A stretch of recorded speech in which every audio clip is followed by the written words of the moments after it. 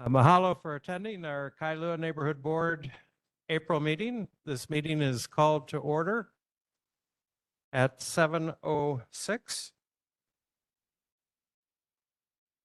With a hybrid meeting, the first order of business is to conduct roll call. Josiah Akau.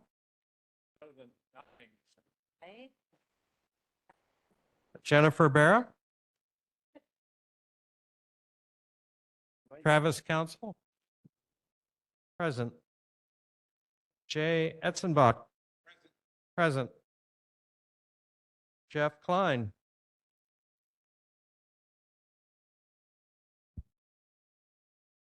Kellyanne Kobayashi.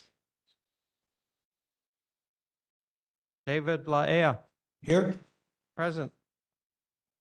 Jade Lau. Present. Lavani Lipton. Kayala Morale. Kate Ryder. Present. Remotely. Present remotely. Claudine Tomasa. Present remotely. Present remotely. Steve Trecker. Present. Present. Evan Weber. Gary Weller. Present. Present. John White. Present. Present remotely. Donna Wong. Jeff Zuckernick. And I'm here. Okay, we have a quorum with 7 members present and 3 members present remotely. Next order of business, our announcements. On Monday, Honolulu brought online a new emergency notification system. It's HNL Alert. There are 2 ways to sign up. One is to go to hnlalert.gov and customize the alerts that you want. Or a shorter way is to text HNL Alert, A-L-E-R-T, to 888-777 to automatically get the urgent alerts by text. A stormwater town hall addressing stormwater issues in Kailua, co-hosted by Councilmember Esther Kiaina and the Kailua Neighborhood Board Water Quality Subcommittee, with the Department of Facility Maintenance presenting, will be held on Tuesday, April 8th at 6 p.m. at Kailua Intermediate School. Okay, next Tuesday, 6 p.m. The annual Kailua Town Party will be held on Kailua Road in downtown Kailua on Sunday, April 27th from 11 a.m. to 4 p.m. Please stop by the Kailua Neighborhood Board tent, where we will conduct a public survey and provide educational outreach materials. Have a fun time. I think this is the 35th annual. Kailua Neighborhood Board elections. There are elections every 2 years. This year, there are competitive elections for the 15 seats in subdistricts 1, 2, and 4. Subdistrict 3, which is Olamana and Monowili, does not have more candidates than seats, 4 candidates, 4 seats. So no election for Subdistrict 3. Election voting starts on Friday, April 25th, and ends at midnight on Friday, May 16th. Eligible voters are any Kailua resident who voted in the 2024 general elections, and that's an automatic registration, and anyone else who submitted a voter application to the NCO specifically for the neighborhood board elections by February 21st. Eligible voters in subdistricts 1, 2, and 4 will receive by mail an individual passcode prior to April 25th, and they may vote online between April 25th and May 16th. If you're unable to vote online, you can request a paper ballot by calling the ballot request hotline at 808-768-3708 no later than May 12th. And finally, we have a presentation tonight on the Complete Streets Kailua Drive project. To complement that, the second community workshop on this project will be held on Wednesday, April 23rd at 6 p.m. at Kailua Intermediate School. So April 23rd, 6 p.m. Are there any other announcements tonight? Travis Council. Thank you, Bill. Just wanted to remind the community of the new street sweeping, plan that's going into place, technically starting today. It's a number of streets, predominantly Keolu Drive, Hamakua Drive, and a lot of Kailua Road, a number of side streets as well. So there's alternating days of which side of the street, but it's usually the first Thursday or the following Monday of the month that they'll be doing this street sweeping. So you should have received something in the mail if you were one of those residents on those streets, but check out honolulu.gov if you have questions about that street sweeping schedule. Okay, mahalo. Any other announcements? Any announcements from the audience? All right. Next order of business are reports from Honolulu Police Department and Honolulu Fire Department. We'll start with HPD. Good evening. I'm Officer Jared Atkins of the District 4 Community Policing Team. The crime stats for March 2025 were there were 6 motor vehicle thefts versus 2 the previous month. There were 4 burglaries in March versus 2 the previous month. There were 15 thefts in March versus 5 the previous month. There were 5 car break-ins in March versus 4 the previous month. And there were 3 robberies in March versus 2 the previous month. That's all the stats I have. I can take any questions or concerns from the community. Any questions tonight for Officer Atkins? Board questions. Lavani Lipton. Hi, officer. I was just wondering why there is an increase or a spike. Does it have anything to do with spring break, or why did most of those areas tick up? Some career criminals have gotten out of jail, so I don't know if that has anything to do with it. It's a possibility. We're trying to conduct a little more enforcement to try to bring those numbers down. But though, however, the windward side, we typically have the lowest amount of crime stats on the island. So it is going up, but it's not nothing compared to the rest of the island. But we are trying to increase our enforcement to bring those numbers down even more. Thank you. Other board questions? John White. Thank you, Chair. Brother Jared, hopefully everything's all good. I wanted to get an update on the e-bike enforcement. I know that was a new law that passed. I just want to see how that's going. What's up, John? Yeah, so we've been conducting so we have projects that we conduct. Officers come up with projects that we do in the community. One of them has been e-bike enforcement. So we've been doing extra enforcement on that.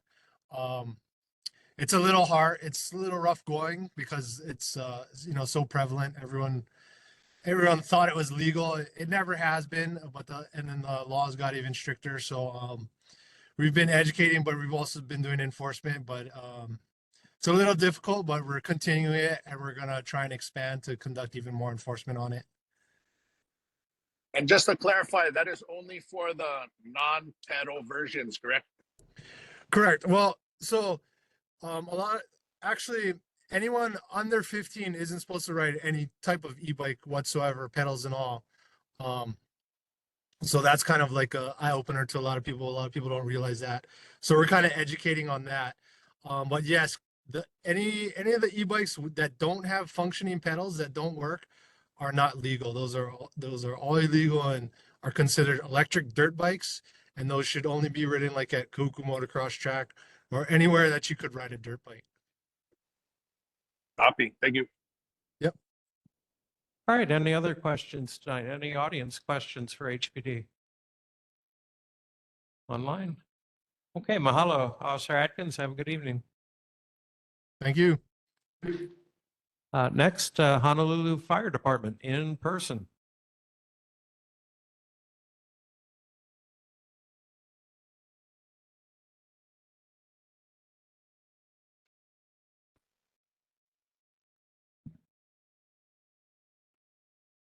Hello, I'm Captain Pocaro from the Kailua Fire Station. And the statistics provided will represent confirmed number of incidents in the Kailua geographical area for the previous month. For more details on the incidents and related mapping information, please visit the fire response map on our HFD website at fire.honolulu.gov under the news and info tab. Okay. Incident statistics for March 2025. Fires. Structure fires. 1. No wildland fires. 4. Nuisance fires. Nuisance fires include rubbish fires outside of a structure or vehicle. 8. Activated alarm with no fire. Emergencies. 89 medicals. 3. Motor vehicle collisions with pedestrians. 14. Motor vehicle crash collisions. 0 mountain rescues, 0 ocean rescues, and 1 hazardous materials incident. The fire safety tip and announcements. Fire safety tip. April 2025 fire safety tips, evacuation planning. Ensure you have an emergency preparedness plan in place for situations like environmental emergencies, fires, or natural disasters. Familiarize yourselves with at least 2 escape routes from your home and plan an evacuation path if you must leave your neighborhood due to an emergency. For more information, please visit fire.honolulu.gov. Leave early to avoid getting trapped by fire, smoke, or traffic delays. Set up a predetermined meeting spot like a trusted neighbor or relative's home, a low-risk area, a shelter, or evacuation center. Bring your emergency supply kit with essential items for your family and pets. Should you have any questions, please email the HFD's Public Affairs and Media Liaison at hfdnhb@honolulu.gov. All right, mahalo. Questions for HFD tonight? David Laia. Yes, thank you for coming. Just kind of curious, I carry a lot of gas cans for my power tools in my garage. And I just don't know what's the best practice for storing of gas cans in your home. Store them in a properly labeled container. The metal containers are better than the plastic ones. Make sure you don't have them next to any heat generating appliances. Try to keep them separate from other possible combustibles. All right, other questions tonight for HFD? Online? Any audience questions? All right, Captain, thank you so much for coming tonight. Stay safe. Next order of business are local agency reports, starting with the Board of Water Supply, Danny Ornelas. Hi, good evening. I'm Danielle Ornelas with the Board of Water Supply. My microphone okay this month? Can you hear me? Loud and clear. Okay. Okay, so I have one reported main break for last month, an 8-inch main. This was installed in 1977. And then the water announcement for this month from the Board of Water Supply. Help the Board of Water Supply and join us by celebrating or participating in our Detect a Leak Week, which runs from April 13th through April 19th. We have one event at Pearl Ridge Center on Saturday, April 13th from 11 to 2. And then another event at Kahala Mall on Friday from 11 a.m. to 1 p.m. There'll be water saving tips, lie detection tablets to help detect if your toilet is leaking, some interactive activities, Board of Water swag, and then a chance to win some prizes. We're pairing up with Hardware Hawaii with this event.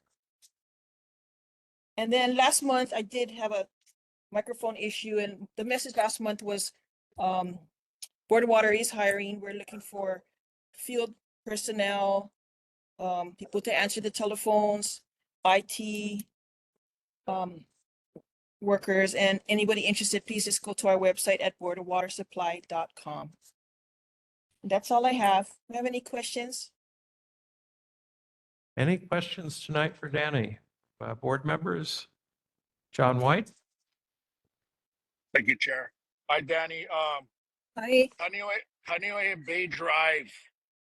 There has Yeah. been a leak there for years. I've been bringing it up quite a bit, especially on the Honolulu 311 app. I always put it in there.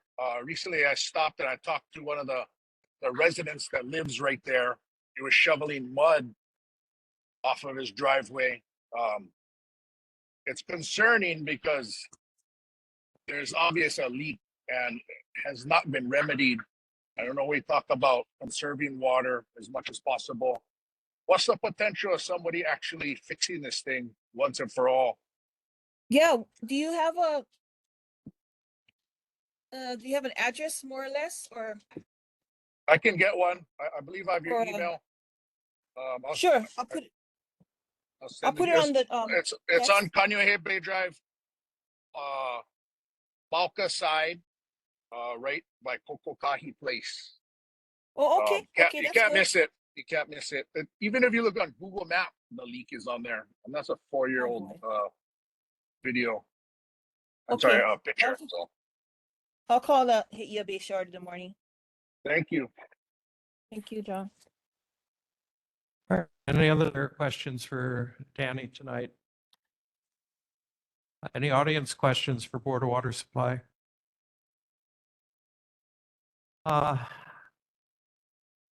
Just a quick announcement. We have a technical glitch. Our agenda was mailed out, but currently our agenda is for some reason missing in action on the NCO website. Our neighborhood assistant, Spencer Johnson, is putting into the chat the site for our meeting materials. Our meeting materials includes the agenda, minutes from last month, tonight's presentation, and about a dozen other things pertinent to tonight's meeting. So we apologize for the technical glitch on the NCO website, but if you look in the chat, you can see the link to our meeting materials, and in there is the agenda. This is actually tonight an informational meeting. There is no action being taken tonight, no motions. So we will continue with the meeting. Next local agency is Marine Corps Base, Hawaii.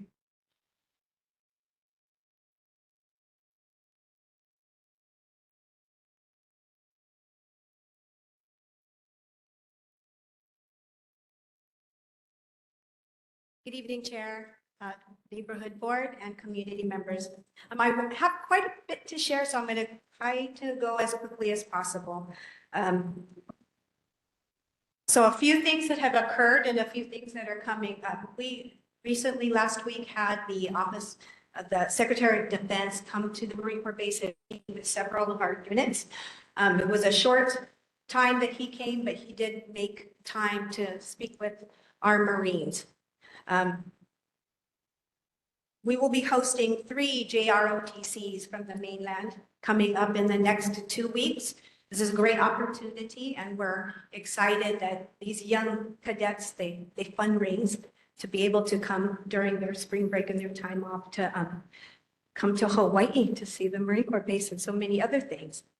17th of April, the installation readiness review it'll be the final. This was the collaboration with the University of Hawaii. They came and gave a presentation, and our neighborhood board members, as well as other key community members in the Ko'olau district.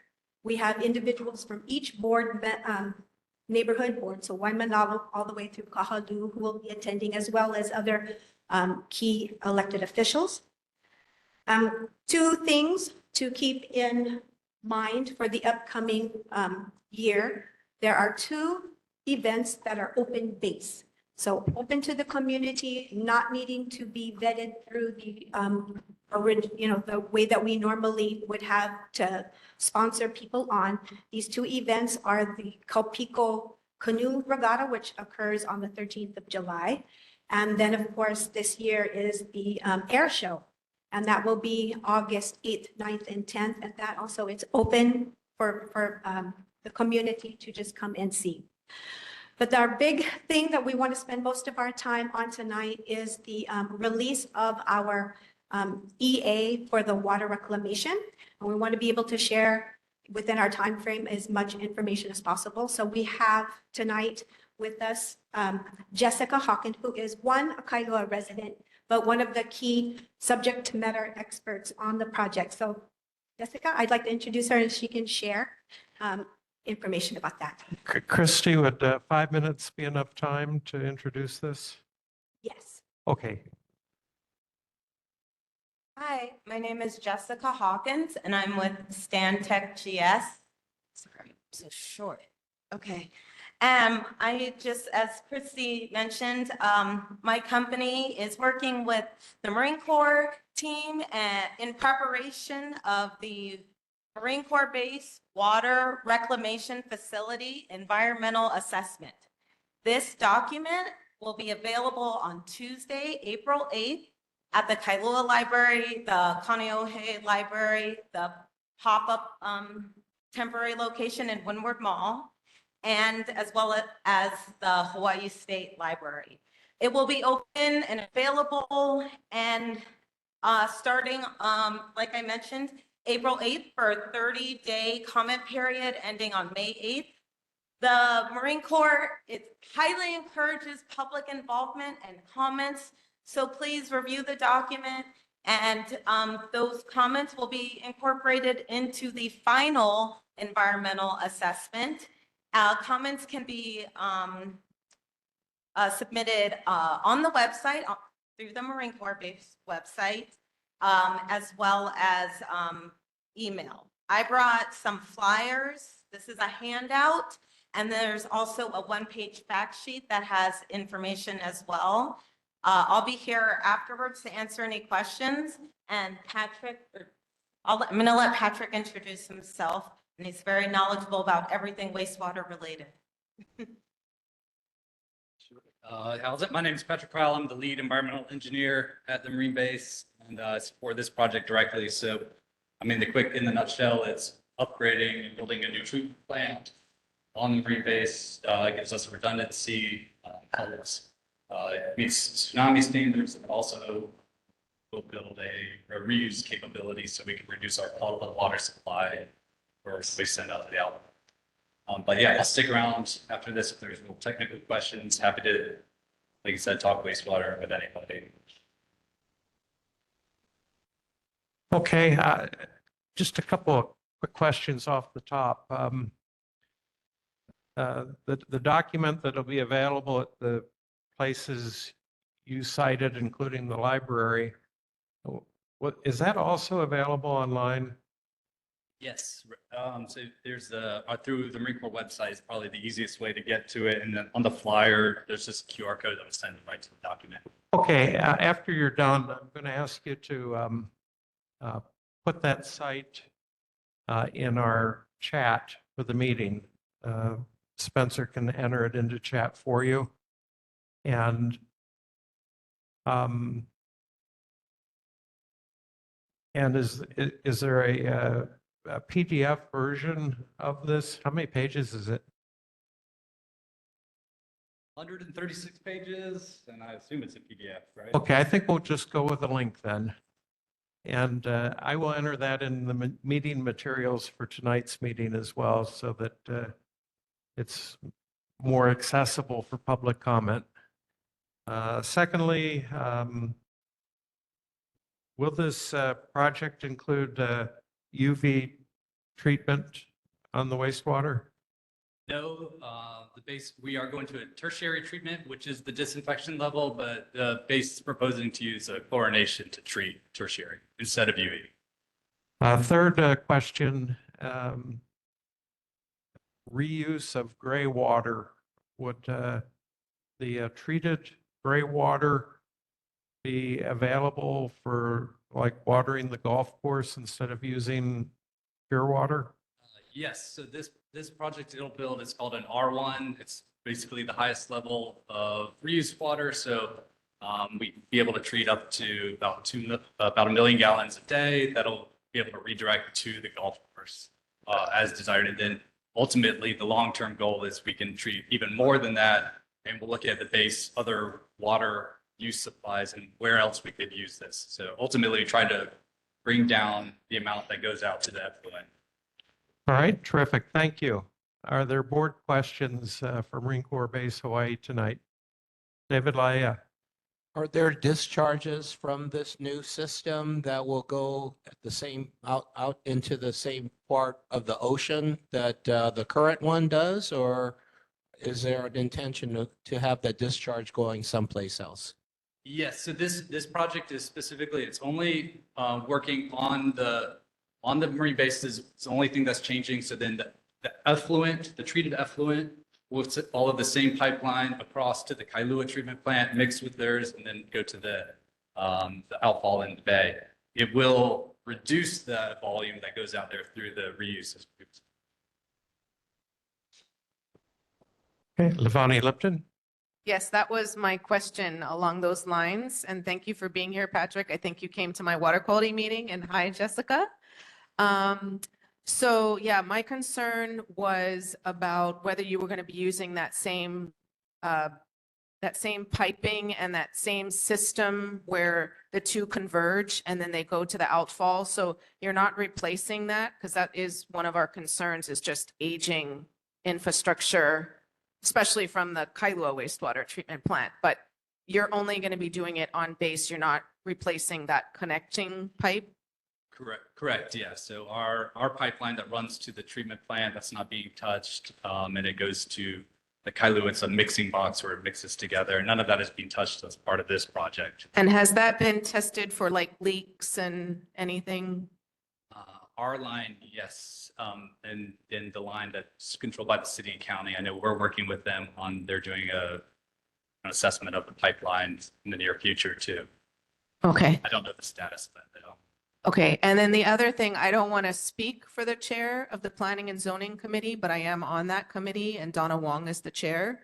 So she might invite you to our Planning, Zoning and Environment meeting, which is the third Tuesday of each month. So it's over at Kalama. And that starts at 7. And that it's a 2-hour committee meeting, and we usually flesh these things out and talk about the EA, and we ask some of the questions then before we put something together for the board. So I'd just like to extend that invitation to you both. Sure. Okay, and I'll just make an announcement that we will hereby add, this is a topic for the Planning, Zoning and Environment Committee meeting third Tuesday. Other questions? Sorry. Yes, and we are planning to come to the water quality subcommittee meeting to be available to discuss that. Okay. So water. Okay, and that's next Thursday. We can add your planning and zoning to the list too. At least somebody from the base should be able to. Okay, so the planning and zoning is Tuesday, I think it's the 15th, and water quality is next Thursday. Thank you. All right, other questions online? Any audience questions on this upgrade project? Okay, there's a one-page flyer available on the table by the door, and I will add a PDF of this flyer to our meeting materials later on tonight.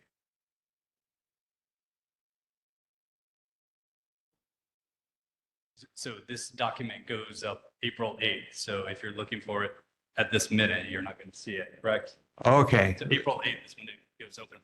Okay, so the website link becomes active April 8th, and the public comment period is April 8th to May 8th. Yes, but inside scoop, I did drop a copy off at the Hawaii State Library today. So if anybody wants a 3-day head start, you can get that Also, I'm going to drop the other ones off tomorrow at the Kaneohe one and the Kailua one. Again, a head start. And that's all. And we'll all be around after the meeting if you have any questions for us. All right.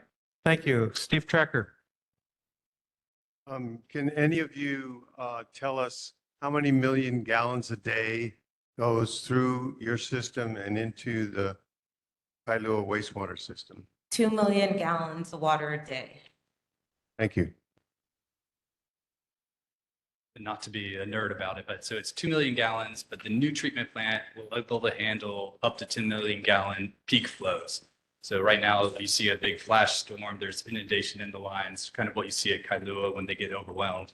Right now our peak flow we can handle up to 5 million gallons. So this new system will handle a much bigger storm inflow, so up to 10 million gallons. Thank you. And just in terms of reference, 2 million gallons on a typical day is about 1/10 the city's Kailua wastewater treatment plant. Gary Weller.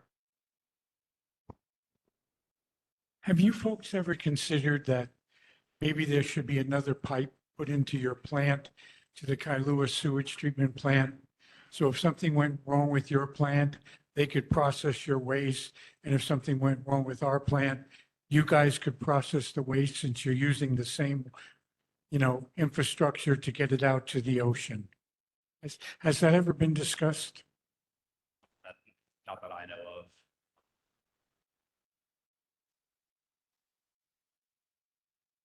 All right. Other questions online? Audience questions? All right. Christy, anything else to present tonight? One thing I did want to share that I didn't mention earlier is on the 10th, Rep. Lee will be meeting with the commander, and this will be their initial sit down to discuss any concerns or just get to build that stronger relationship. So if there's, you can hit him up. Mahalo. We'll move on to the next order of business, which are resident and community concerns. Any question, comment, suggestion, concern anyone has on any topic? We're eager to hear from you. Would ask that you limit your comments to 3 minutes, and please use the microphone so that the Olelo recording can capture your concern. I'm here. Are you guys able to hear me? We're going to go in the room first and then online second. Yes, come to the microphone and we can actually form a little line there. Hi, everyone. My name's Emily Andrade, and I'm a proud Kailua community member. I've relocated to Hawaii to be closer to my in-laws and raise our children here with Hawaiian values. My husband's from Hawaiian heritage. So I'm excited to have my name on the Kailua Neighborhood Commission board ballot. And I'm an expert in homelessness and have worked in government affairs for many, many years. I believe my experience would support the community, and I really hope that I get the honor of working with you all. So thanks. All right.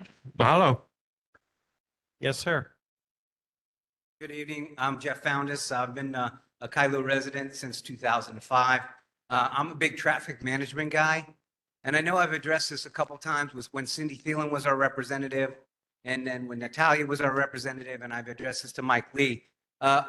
One of the things I suggest is a right turn arrow from Mokopu to Oniava.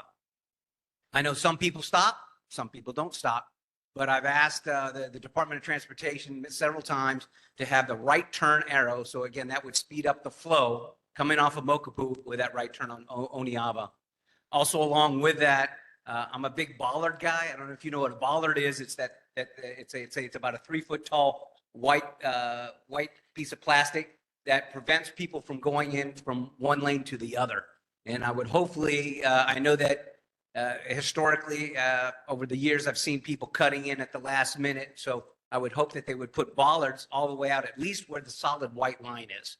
so that they won't cut in at the very end, because again, it is a safety hazard on that. Also, this is from my wife, a crosswalk from Kainui over to Kalaheo Bay Drive. There used to be one. This is a minimal cost of actually painting the white cross hatches going across from Kainui over to Kalaheo Bay Drive, especially since they have that public access right there. Because again, it is one of those things that you have to really run across the road in order not to get hit. And especially we have young families there. And again, a stroller is not as fast as a human being. So also another one, my last one is the from Kailua Road turning onto Hamakua. There is no left turn arrow on there. And again, that is kind of dangerous trying to make that left-hand turn from Kalaheo Road. That's again, after you pass the Windward Ford, when you're making that left turn by the hobby shop in Easy Q, that left, there is no, it's not a protected turn. So thank you very much for your time. All right, well, we appreciate all of those concerns. The Kailua Neighborhood Board has previously passed a resolution requesting Department of Transportation Services add the left arrow at Kailua Road intersection with Hamakua. And DTS is not convinced that the traffic volume warrants it, but from talking with the employee at Weller's hobby shop who looks out that window all day long, it certainly seems that there's a need for it. So we occasionally ping. As far as crosswalk, we've previously passed a resolution requesting additional crosswalks on Kalaheo Avenue where there aren't any for 2 beach access points. And we've followed up with a letter reiterating that request. This would be a new one that we haven't done before. So, sir, if you've got the opportunity, could you come to our Transportation Committee meeting, which is next Thursday at 7:45 here at Kailua District Park? It's in the district conference room by the gym.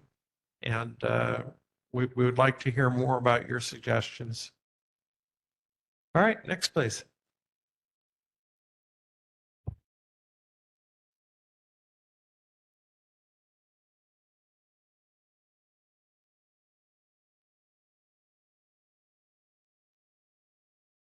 Hi, my name is Chad Daniels. I didn't want to be the first park guy, but here we have it. Something tells me there will be a few more.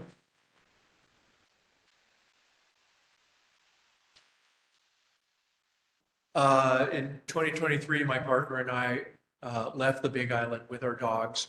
The Big Island is notoriously unfriendly to dogs. You can't take them to any of the beaches, nothing.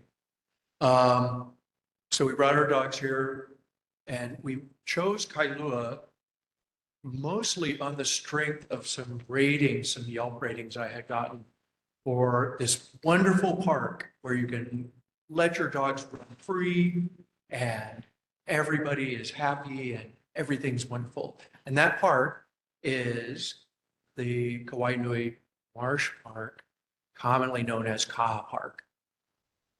Well, as a lot of us know, especially all of us, HPD has started ticketing people, and actually they had a plainclothes operation, and they came and they surrounded a bunch of people who were using the dog or with Kaha Park, and we don't want to be scofflaws. We want to obey the law. But we also really desperately need a place for us to meet every night, which is what we've been doing, a place for our dogs to run free, a place for us to, to talk story and have sort of a alcohol-free pauhana. And most of us do that every single night, or we did. Now HPD has been instructed to issue criminal citations for letting Fluffy jump around in the cane grass, essentially. And I would offer that there are a lot more important, a lot more urgent matters for HPD to be dealing with. It's not my job to tell them what to do, but I myself don't want to have to worry about getting a misdemeanor on my record for something that I moved to Kailua for. I packed my life up and moved to Kailua so that my dogs could run free. I think that's all I have to say, but I think you're probably going to hear one or two things. Thank you very much.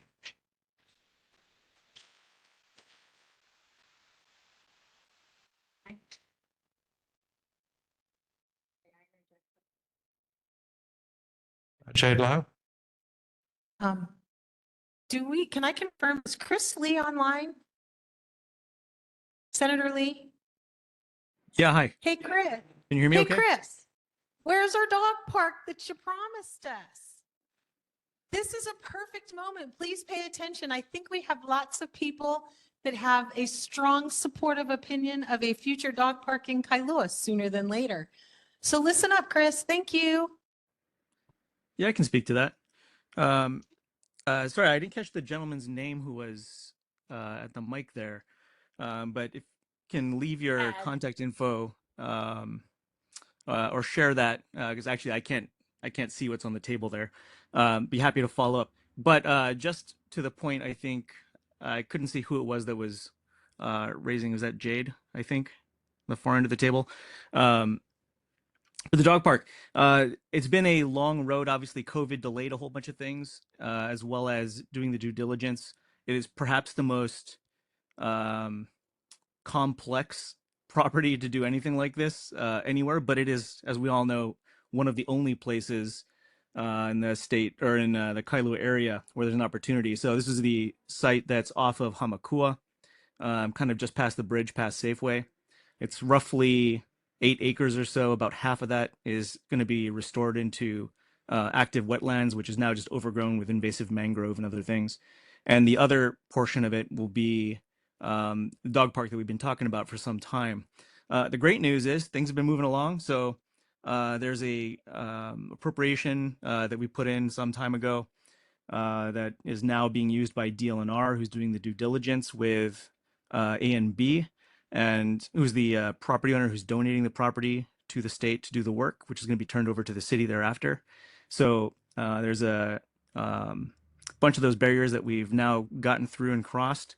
So hopefully within the next few months here, we'll have maybe can bring somebody out to do an update to the board from the department to share what's been surveyed and sort of where things are at.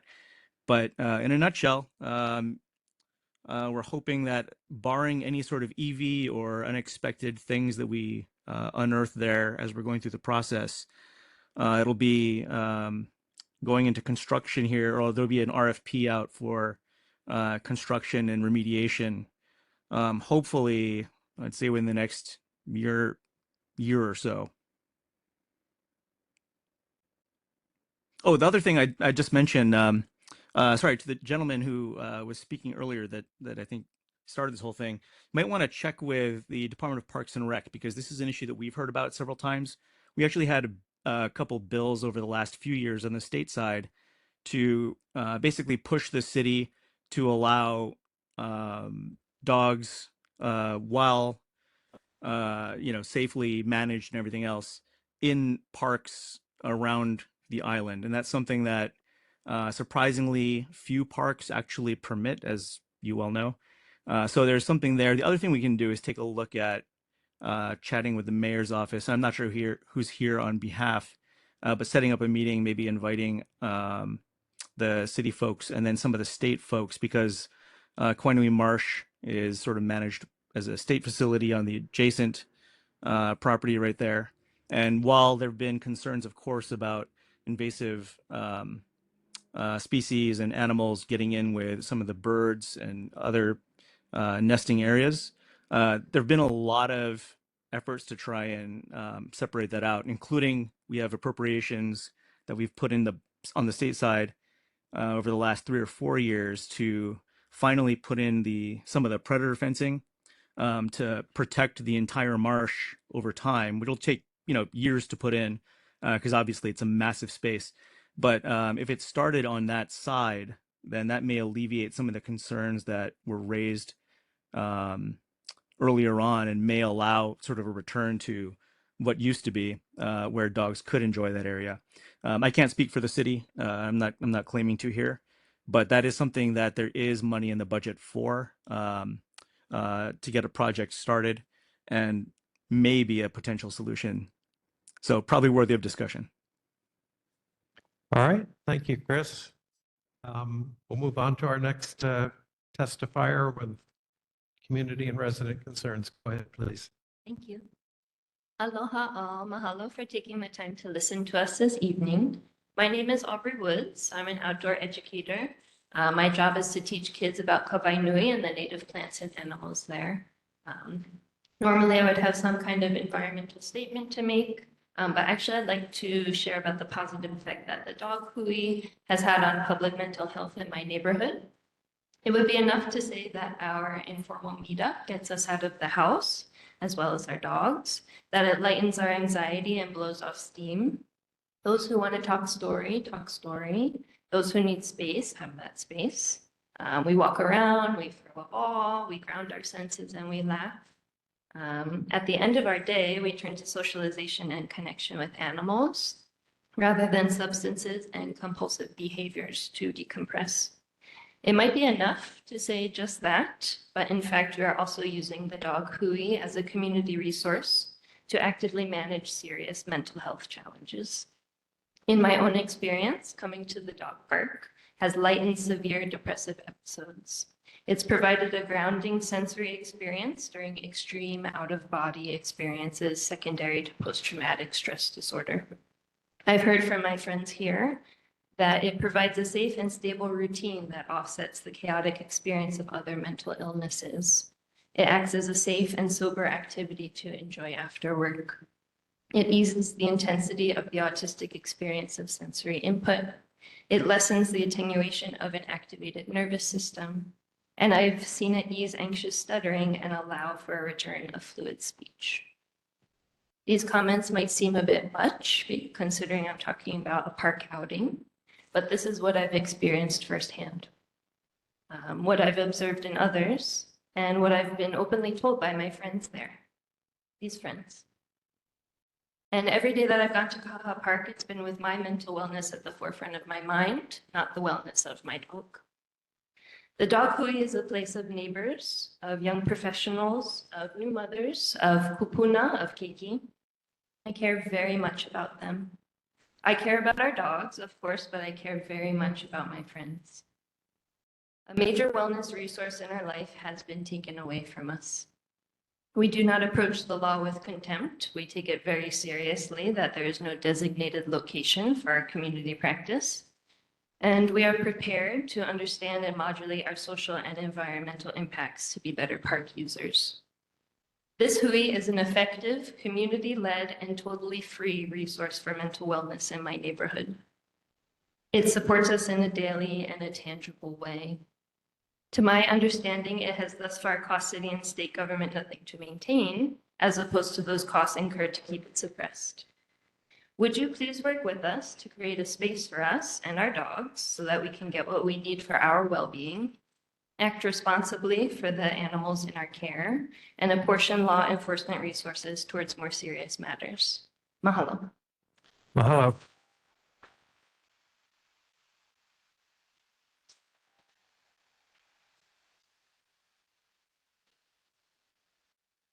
Mahalo. Next speaker. How's it, everybody? My name is Bobby Silva. I am a Kailua resident, born and raised, and just following up on the dog park, which is not dog park related, but HPD, if you guys are listening and you want to find people for something other than playing with their dogs, there is a beautiful intersection in Kailua where I live. It is the cut through off Oniava going to Enchanted Lakes. It is the corner of Avakea and Ka'avakea. You guys have probably all driven through there, okay? And I've grown up there. My parents live there. We live on the corner house. There's a low white wall. We are on the corner of two intersections. And recently, about 3 or 4 years ago, they put a stop sign on the Kailua Road coming through. Now, it has blown my mind that people fly through this stop sign with no regard. If you've grown up in Kailua and you've taken the shortcut, you know that stop sign was never there. But now it is there. It is a legal thing. I have small children riding bikes around there. And I'm baffled that people just blatantly ignore it. So HPD, if you guys are listening and you'd like to collect some fines, aside from finding people from playing with their dogs at, yeah, get a car there, post it up. I guarantee you guys can write some nice tickets. I'm just also asking you guys, please, as somebody who lives on that corner, you guys drive through there, you might see me standing there. I do. But it's also respect. It's a stop sign for a reason. I've had people end up in my neighbors' yards. I mean, I get the aspect of why it's put up there, but this is also me asking the board. I don't know what we can do to, let HPD maybe try to enforce it. I don't need an officer parked there 24/7, but it's a stop sign and people drive straight through it. That's all I'm asking. So thank you guys for listening. Hello.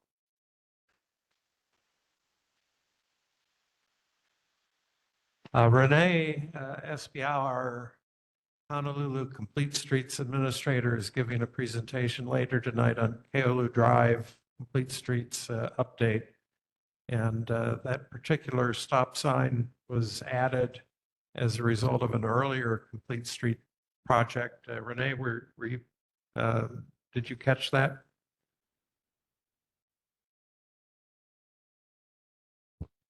We'll make sure that that she's aware as well. Thank you. Next.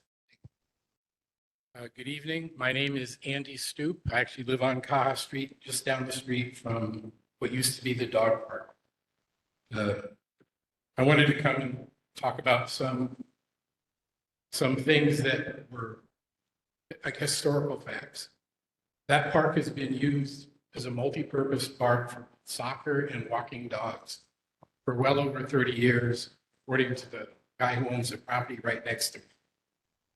And then about a year and a half ago, there used to be a sign there that said dogs on leash. About a year and a half ago, they came and took the sign away and put up a no dogs allowed sign.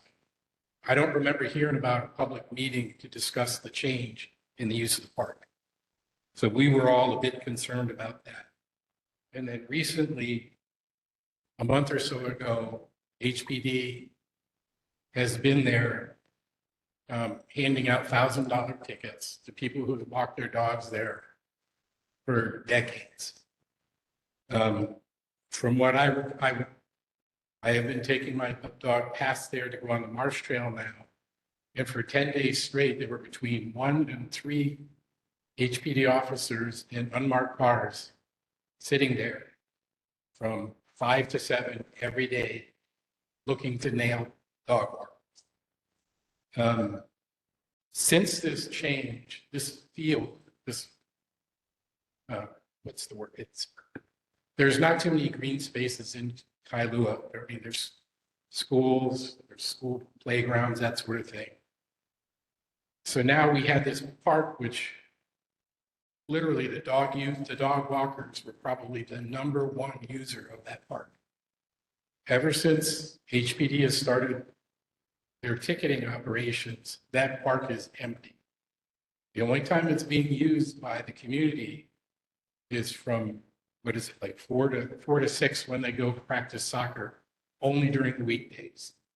So we went from one of the most highly used parks in our town to basically a public park that's limited in its use for a private sports club. And I'm trying to decide, I can't see how that's the best use of a community resource.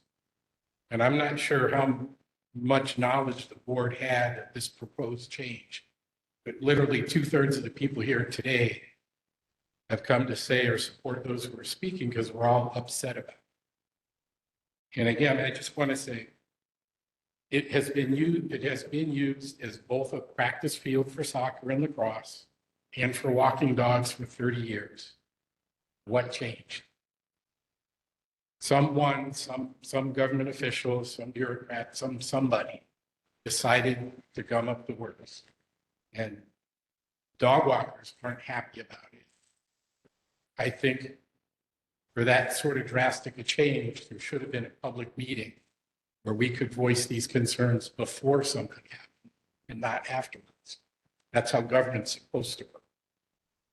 So I'm asking respectfully if you as the board members could look into this and see what we could do to restore it. We're not asking for it to become a dog park.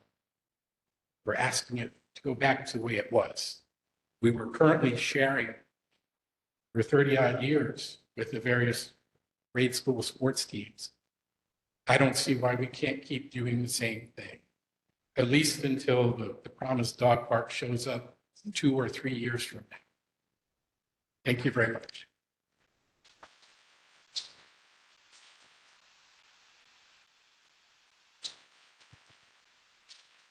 Bill. Mahalo. I'll just inject a comment before we go to the next speaker. This was brought to our attention at the Parks and Recreation Committee meeting in March.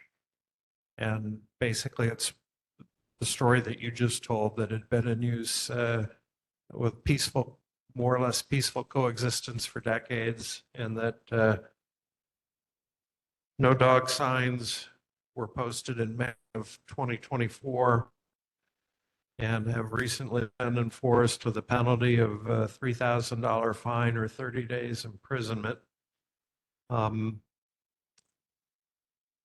For our April Parks and Recreation Committee meeting, an agenda item is the Kaha Park as a potential limited use interim dog park until the proposed Kailua Dog Park becomes operational. And that meeting is next Thursday here at Kailua District Park Board Meeting Room at 8:30. So it'll be further discussed in the Parks and Recreation Committee meeting. Yes, sir, go ahead. Bill, may I? Hi. Parks Chair Evan Weber, may I? Yeah, Evan, go ahead. Great. Aloha. Yes. All mine for being late. My name is Evan Weber. I am the Parks and Recreation Committee Chair of the board. We were glad to have Scott join our meeting last month, but shocked and disturbed to hear what he had to share.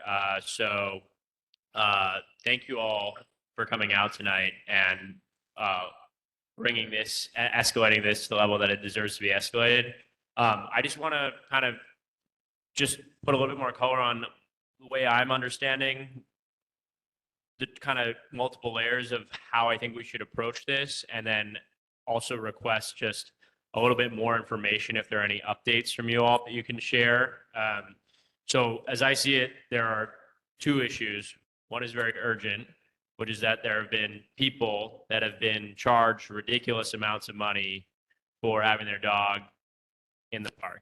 And that's unjust. It's unnecessary. HPD has way bigger fish to fry, and they're not causing harm or disruption to anyone. So no matter what the law is, I think that's really unjust, and we need answers as to why this is happening.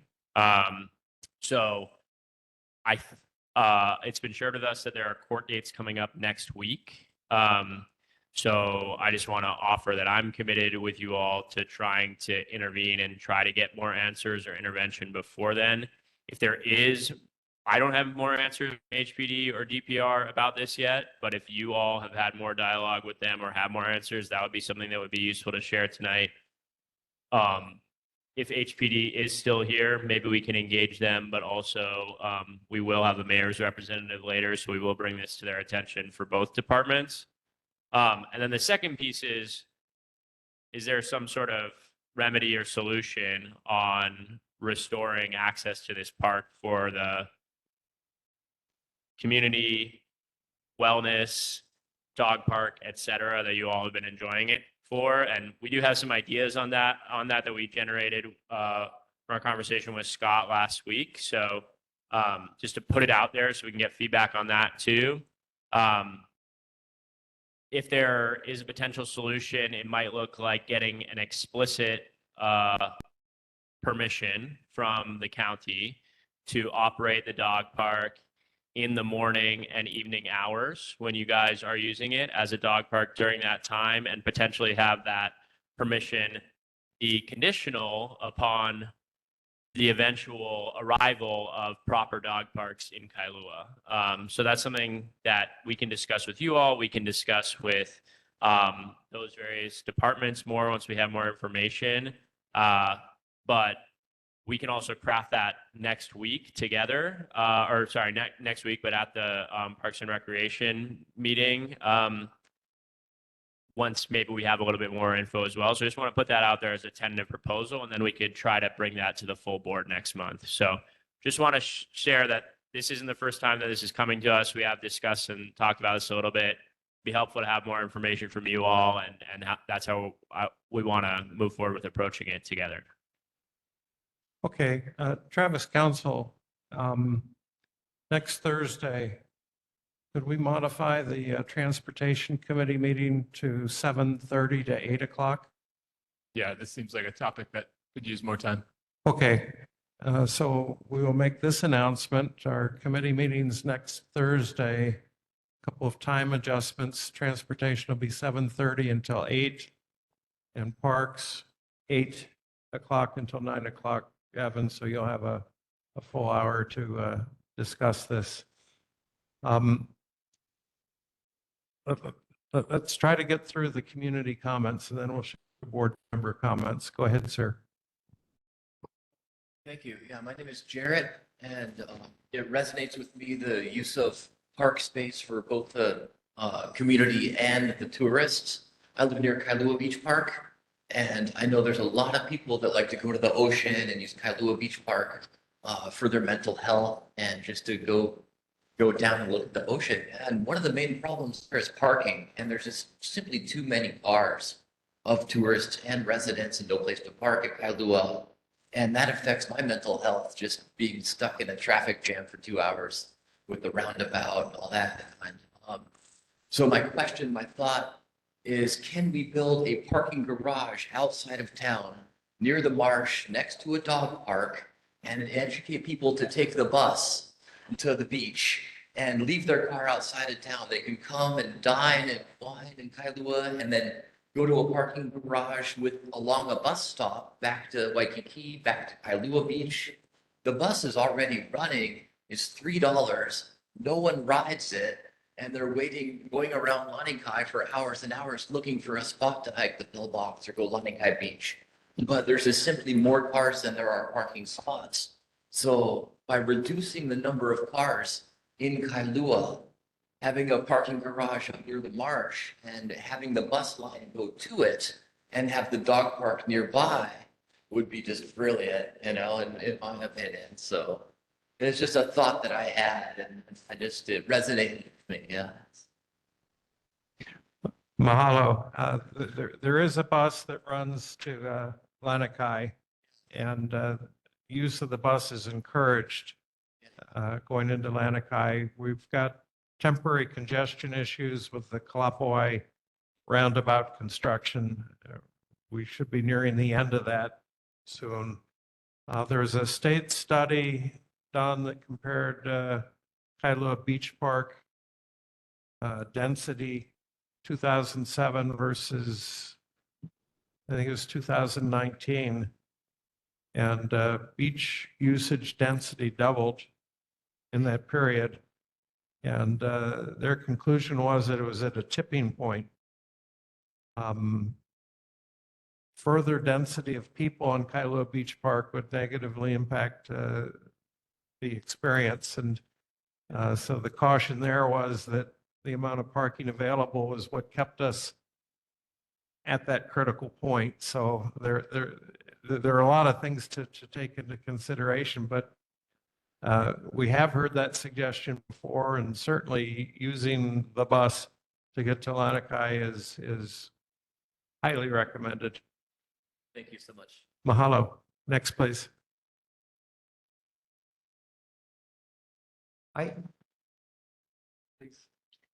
Kevin, I just want to tell you one thing about the solution there. It's really the same as it ever was. We got along with ASO for decades. And not until the last 4 or 5 years did they decide they wanted the whole park. We got along with Colorado football, Colorado baseball, American youth soccer, American youth lacrosse. We coexisted peacefully with everybody. And then that wasn't good enough for ASO. They wanted us gone. And so Eldon, they put up the signs last May that said no dogs allowed. We ignored those signs because we've been there for decades, peacefully, doing what's right, respectfully, responsibly, kept the field clean, got along with everybody. That has to be good enough in a community. And it wasn't for ASO. They called 5-0 and they swarmed us like we're doing, human trafficking or something. So I'm not asking for anything different to be changed, just to go back the way it was. And we were good tenants of that land. We kept it clean and there were no beefs, there were no dog fights, there wasn't any kind of infractions at all. It's just that ASO wants that property. Don't know why. It's a terrible sports field. It's awful. Daughters under 9 team on that field, they all complained about it. It's good for dogs. There are issues with the playing field. It's overgrown and there are a lot of hidden divots in the field that risk ankle injuries. We're aware of that. We are aware of the soccer usage. We are not aware of what the driver was for posting the no dog sign last year. Neighborhood board was not part of that. We don't know what the rationale was, but that's part of our due diligence, is to try to get all sides of the story and understand what it was that prompted the change a year ago. And so that's part of our due diligence as well. Thank you. ASO has never engaged with us. And I've stopped those practices when they went over their time limit and had to call the president. The president had to tell the coaches that I was right. They had to exit the field. And they did this at the beginning of every season. And it became sort of like kabuki. I knew it was going to happen. They knew it was going to happen. We did it anyway. It's a waste of everybody's time. So if we could just go back to the way it was 5 years ago, we would be happy. We coexist with everybody. So we're not asking for the whole field all the time. But when ASO is not there, I don't quite understand how they can complain about what happens. If they were there and there were dogs that were impacting their practice, that would be one thing. Well, we need to hear from Department of Parks. There might be issues other than ASO. We don't know yet, but okay, we'll dig into it. But, Scott, just to be 100% clear, we totally hear you and understand that things are working well, and it seems like there's a lot of people that have been using this. There's a policy on the books that HPD has that they're able to use right now that's allowing this enforcement. They could go back to not enforcing. That's one solution. A better solution would be to change the policy so that they don't have the grounds to do that in the first place. And assuming that we get all sides of the story, like Bill said, that's a solution we can potentially work towards. Okay, next. Hi, my name is Johan. We had emailed Bill. Thanks for that correspondence.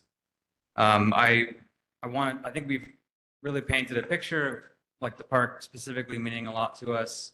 I wanted to talk about a couple of things. One is like the laws that we have here on the island and kind of what they mean currently. Our laws relating to dogs don't really match our residents' lives. This puts our residents at risk for an unjustified criminal record every day.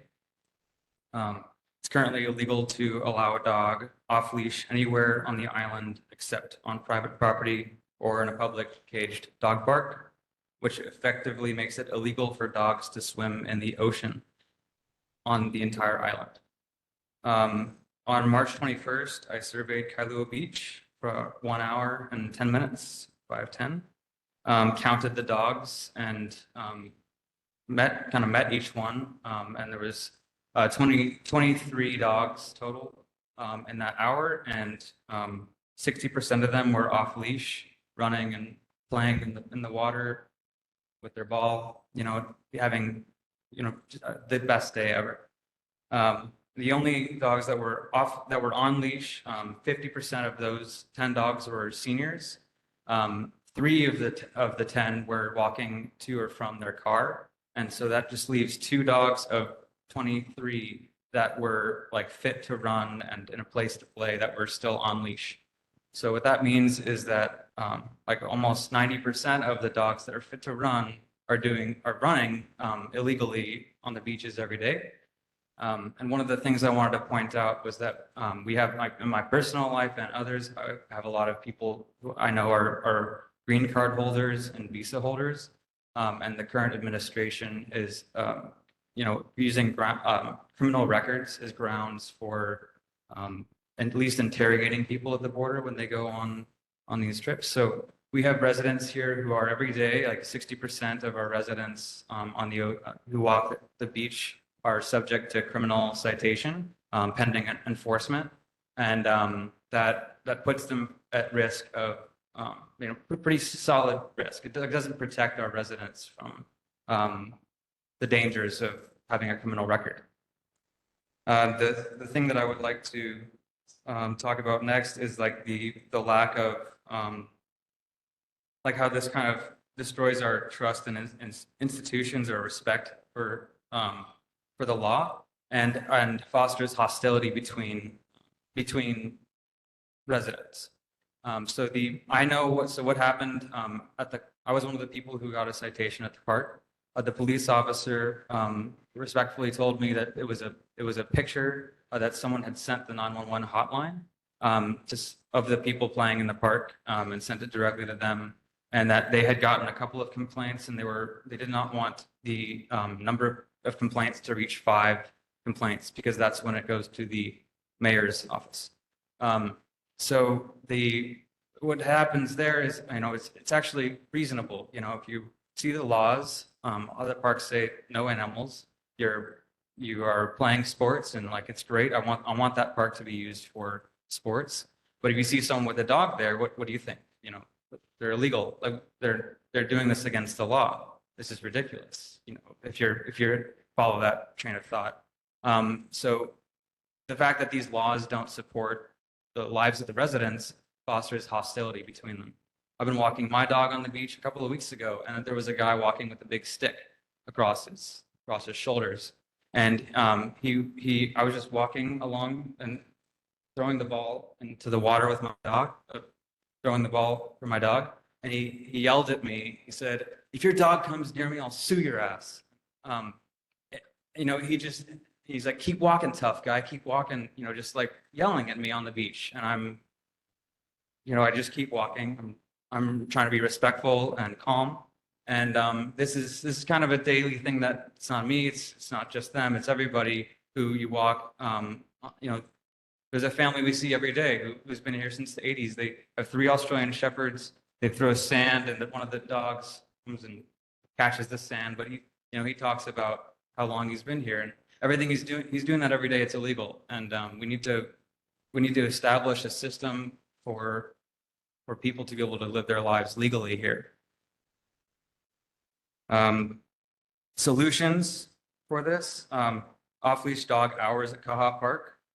We should look to 3 cities for how to do this from the Parks and Rec Department: Bellingham, Washington; Boulder, Colorado; and Bend, Oregon, the 3 Bs. They do dogs really well. In Bellingham, they have off-leash hours at Lake Whatcom from 6 to 10 a.m., which is outside of the hours of other people using it. I must be going over time. Sorry. I have the rest of this in an email I can forward to you. We can get on touch, but I want to be respectful of time. Okay, please come next Thursday at 8 o'clock. Okay, I'll be there.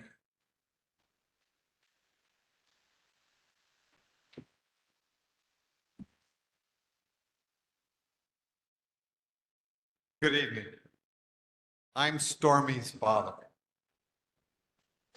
Everybody out there doesn't know my name, but they know my dog. Now, he's only 2 years old, so I haven't been going to the park that long. Obviously, it was a task I was given. And I showed up, and the first thing I realized is the park is a mentoring place. He's a pup, and he doesn't know the rules yet. And the mayor very quickly walked over and said, I think you need a shorter leash. And now he's 2 years old, and I think he's kind of king of the park. He just loves being there. I don't know how a dog does this. 10 minutes to 5, he comes to me, starts doing handstands, flipping around the room. He knows he wants to get ready. Well, because we don't go until after the soccer people stop, that means we don't go in until about 6:15. And I got to deal with that every day.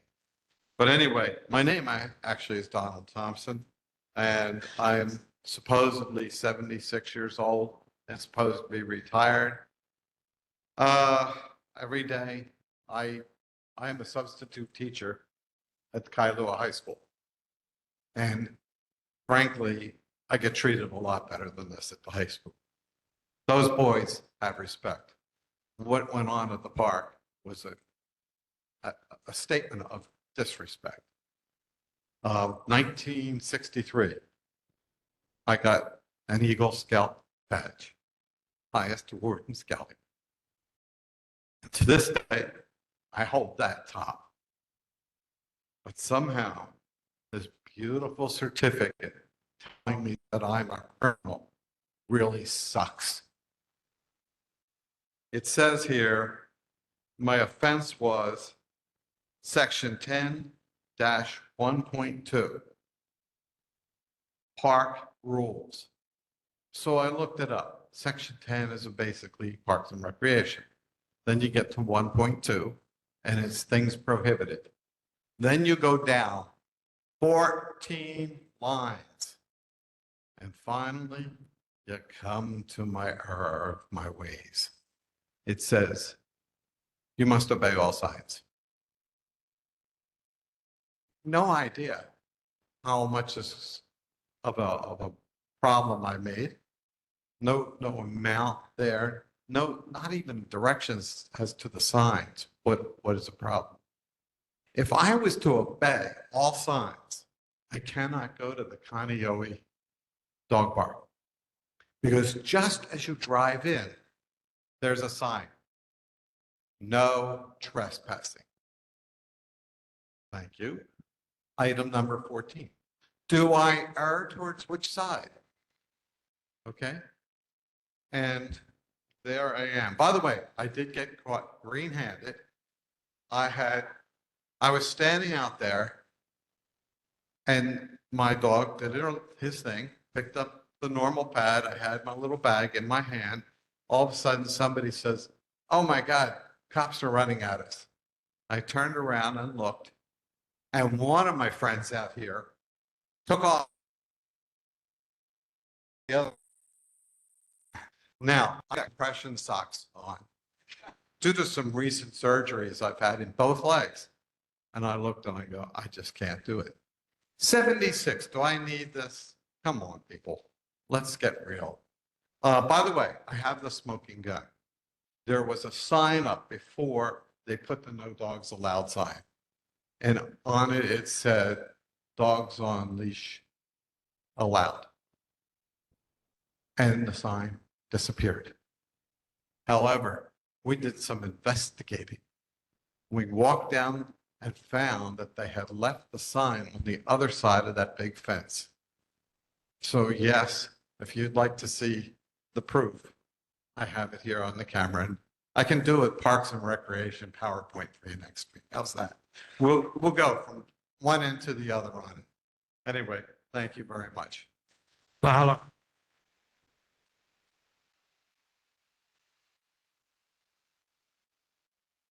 Travis, Council. Just to echo that note, if you go to honolulu.gov/DPR/dog park, it still lists Hawaii Nui Neighborhood Park as an on-leash dog park, just let you know. For those of you who have court cases this week, that's important. What Travis Council just mentioned, that the Department of Parks and Recreation website lists dogs on leash at this park on their website currently, and that might be useful when you go to court. Yes, sir. Good evening, Mr. Hicks. I know Mr. Weller's had his hand up for a while. I don't know if he wants to make it. Wait till you finish. Okay. Good evening. My name is Lance Tinson. I'm a Kailua resident. Thank you for your time, your service on this board. I'll keep my comments very short. I'm not here to talk about dogs. Mr. Hicks, I know last week you spoke about your opportunity to tour the 4 potential landfill sites that were being proposed for Kailua. After that meeting, I did some research to see if I could find out where those were located, those proposed sites were located, and I can't find anything anywhere that discusses this. I did get a flyer from Representative Lisa Martin's office that briefly mentioned it, but I'm wondering if there's any public information about where those are going in, potentially going in, and if there's any information that's actually going out to the community. I didn't hear anything about this till I came to the meeting last week, and I think this is a pretty important topic for the community. So I'm 99% positive that I posted that site information on our meeting materials page for our March meeting. And I'll double check that when I get home tonight, but I'm pretty sure it's there. And if not, I'll have it up by midnight tonight. Okay, that would be fantastic. And is there an opportunity for the community to weigh in on this at all? I mean, I guess I'm new to the process, so. Well, the weighing in right now is taking place in the legislature, but Esther Kiana, could you address that, please?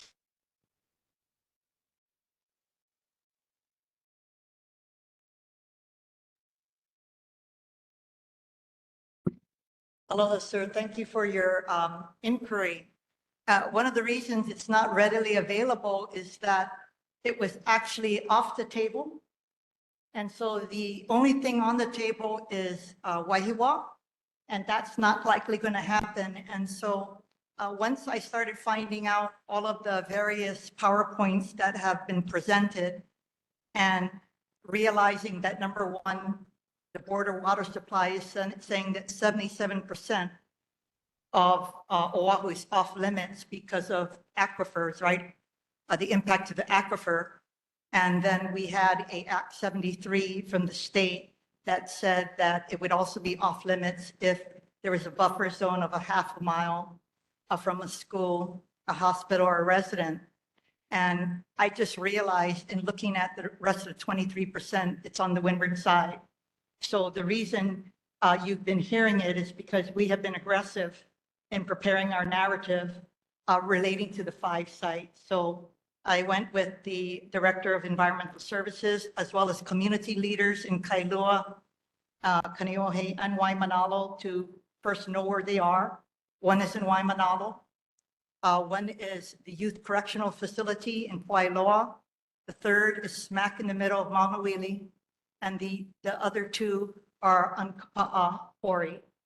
There is a south and north parcel. So so we are still, they have a permitted interaction group that we're still working on. I have to tell you, I believe that we are vulnerable. And we have to do everything possible to prepare to fight any battle that someone is going to propose here, whether it be the mayor or legislators who are going to decrease the buffer zone from a half a mile to a quarter mile. And so just thank you for your interest. I do know that I'm in the process of creating a white paper specifically for this. So it would be uniquely tailored for our district. I hope to have it done. I want it to be really good because I want us to know the facts of the landfill history on Oahu, know the facts of the landfill history on the windward side, which is a lot, know what is being proposed, and then also know the 5 sites and why they need to be off limits. I was going to say during my update that I actually went with Chair Waters to a quarry, to the Amaron. For those of you who don't know, it is one of the largest cement quarries, so all of our construction industry relies on that. And the lifespan is in the decades. And so I just wanted to let you know why you haven't found it. So the only reason it's being mentioned is because we are being active in educating the community. And I started with the board, and then we will branch out. And so when we need to fight, we need everybody on deck. Because let me tell you something, after visiting the quarry, and Chair, I'm so sorry for taking up time, but I'm going to have a follow-up site visit with the same leadership that went for a window tour to the quarry, because you guys are going to be shocked. And let me tell you, with the impact of imports, if we are unable to get cement from this quarry, everything's going to have to be imported. So think about magnifying the cost of construction. And it's not just overall housing, it's affordable housing. Anyway, thank you. Bills that are active in the legislature. Senate Bill 446 got modified along the way to change the offset from a half mile to a quarter of a mile.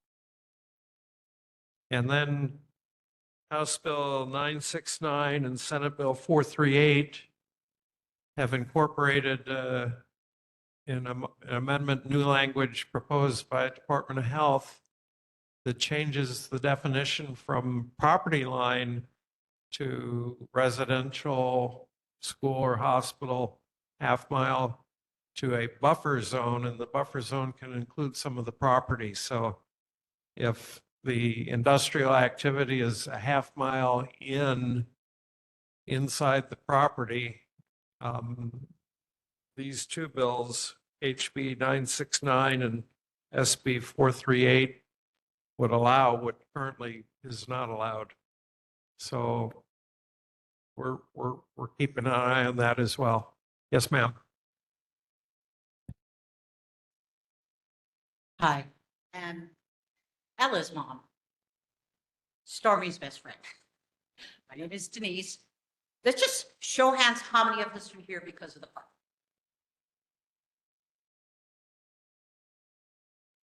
I bet you guys don't get this many people every month. Yes. I have gone to the Kailua Park twice this week. It's extremely tiny. The grass is almost gone already. And in 2 times of going there, there are people that have dogs in the park that should not be there, that are attacking other dogs. This is something we don't encounter at Kailua. I started going there, my dog's when she was 4 months old. Cute little puppy that everybody fell in love with. I learned this community. We clean up after ourselves. We associate with each other. We don't put up with dogs that are misbehaved. We kindly ask them, your dog cannot behave. Please leave the park. We had one dog that specifically was trying to kill Ella when she was a pup. And she was kindly asked to put her dog on the leash if she was coming. And she stopped coming. So we regulate ourselves in this unofficial dog park more than people in the city dog parks. And that park is so small over there, 20 dogs is way too much. On a good day, we'll have 40 dogs at Kailua with lots of room. And we just don't understand. We're not trying to be lawbreakers, but born and raised Kailua, how long do we have to wait? That Kailua Park was dedicated in 2018. I don't think it's going to be built before I die at this rate. And it's just disheartening that the action of a couple selfish people can disrupt so many other lives. Thank you.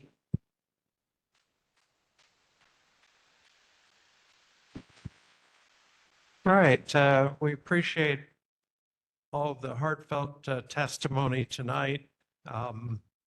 Again, this is an issue on the agenda for our Parks and Recreation Committee. Revised start time, 8 o'clock next Thursday. Okay, we'll open it up for board member comments on what we've just heard. Gary Weller. Hi, thank you very much for coming. I love dogs. You're in my sub-district. And I'm going to give you a little history lesson. This is way before Esther, so she should not be blamed for this. But many councilmen ago, they dedicated all the land from by Kentucky Fried Chicken all the way down to this park. It was supposed to be a magnificent city park. And because of 22 residents that lived adjoining to the park, they canceled it. The city spent hundreds of thousands of dollars on environmental impact statements and a plan for that park. It was going to be fabulous. And coming from New York, where you can get into a little rowboat and go down the stream, and paddlers could have used it. It was going to have picnic tables, places to go. And I have been involved as a consultant to remove the mangrove from the stream, not once, not twice, but 6 times at the cost of tens of millions of dollars. So neither the city owns one side of the stream, the state owns the other side of the stream.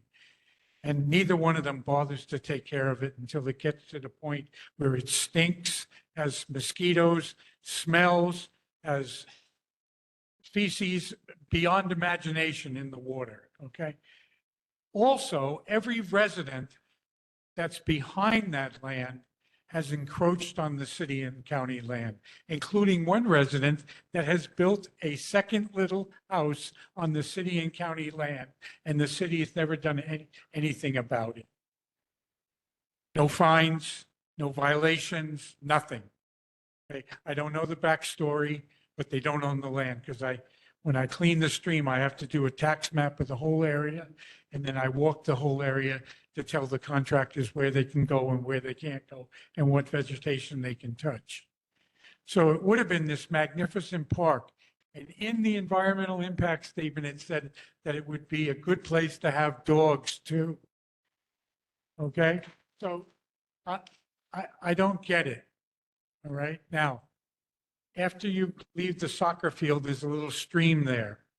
And then all the other land that you can walk down is city and county land. And all those homeowners have stretched their property line all the way to the stream, which is not their land. One guy actually built a golf course in his backyard, and he has holes on the city and county land where he plays golf every morning. So you getting a fine for having your dog off the leash in the park and all this other stuff went on is just foolishness. And I'm very sympathetic to this issue. And I'll pass on those 2 studies to our Parks and Recreation guy. I'm very interested in the history of Kailua. Thank you.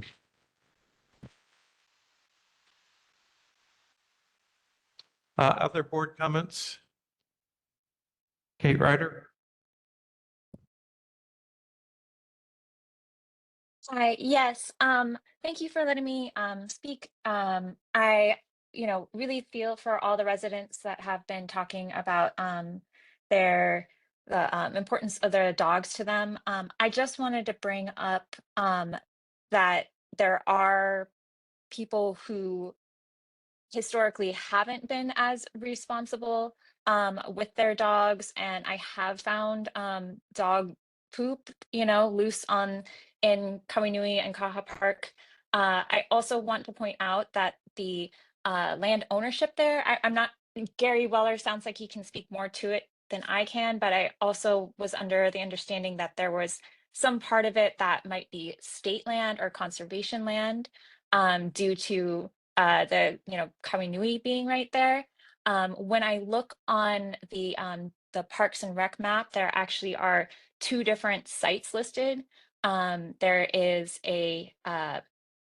on one part it says Kainui Off-Leash Dog Park, and then the other side says Kaha Park. So I think there is just also some confusion about ownership of land and who's allowed to do what. And I am hopeful that we can get all that figured out. And if there are two separate parks or if there's two separate sets of rules existing there. I think there's also a lot of kind of confusion in the community that I've noticed the difference between on leash and off leash. As somebody who has dog allergies, I notice there's a huge difference between a dog that is on leash because I can choose whether I, am willing to get hives or not by saying hello to the dog. If a dog is off leash, a lot of people say, oh, it's fine, he's friendly, and the dog is all over me, and then I have to go home and shower immediately. Otherwise, I break out in a rash. And so I understand that some people feel, oh, well, my dog is friendly and it's okay.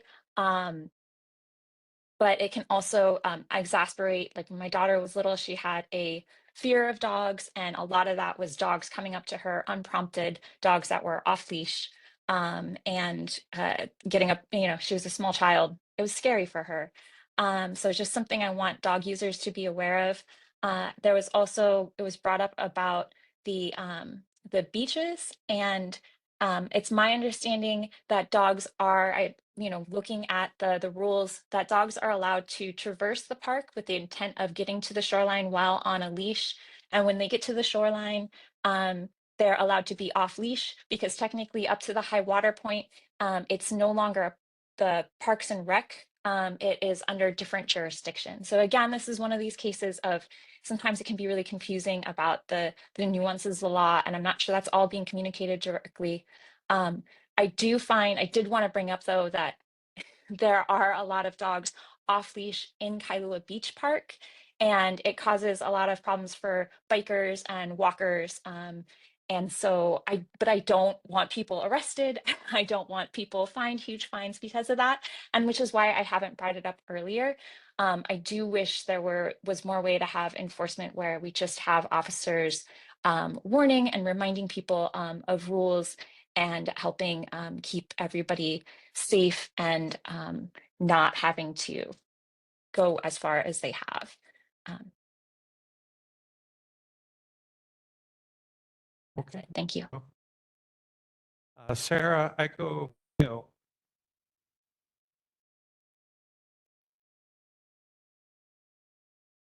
Hi, can you guys hear me?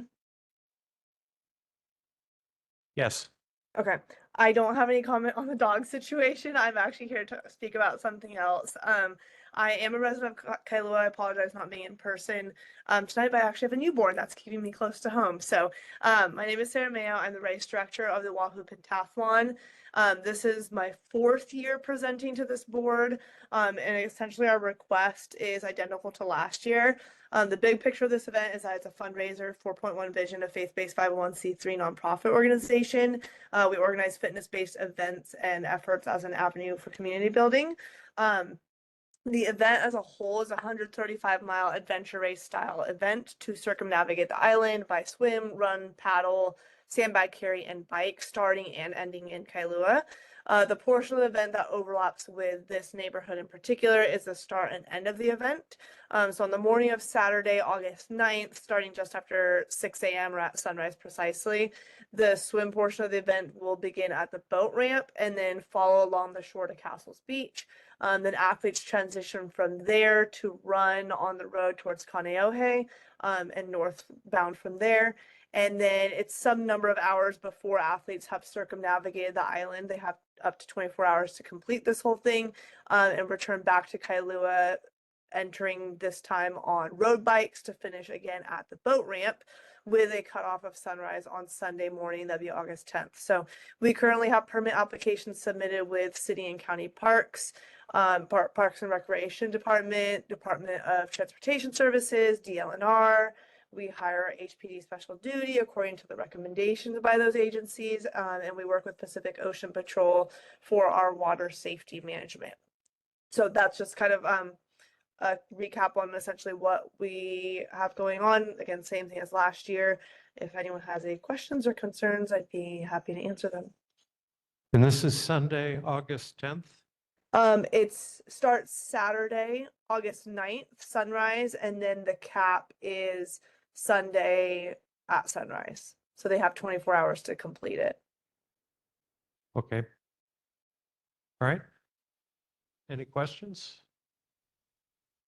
All right, mahalo. Any other public comment?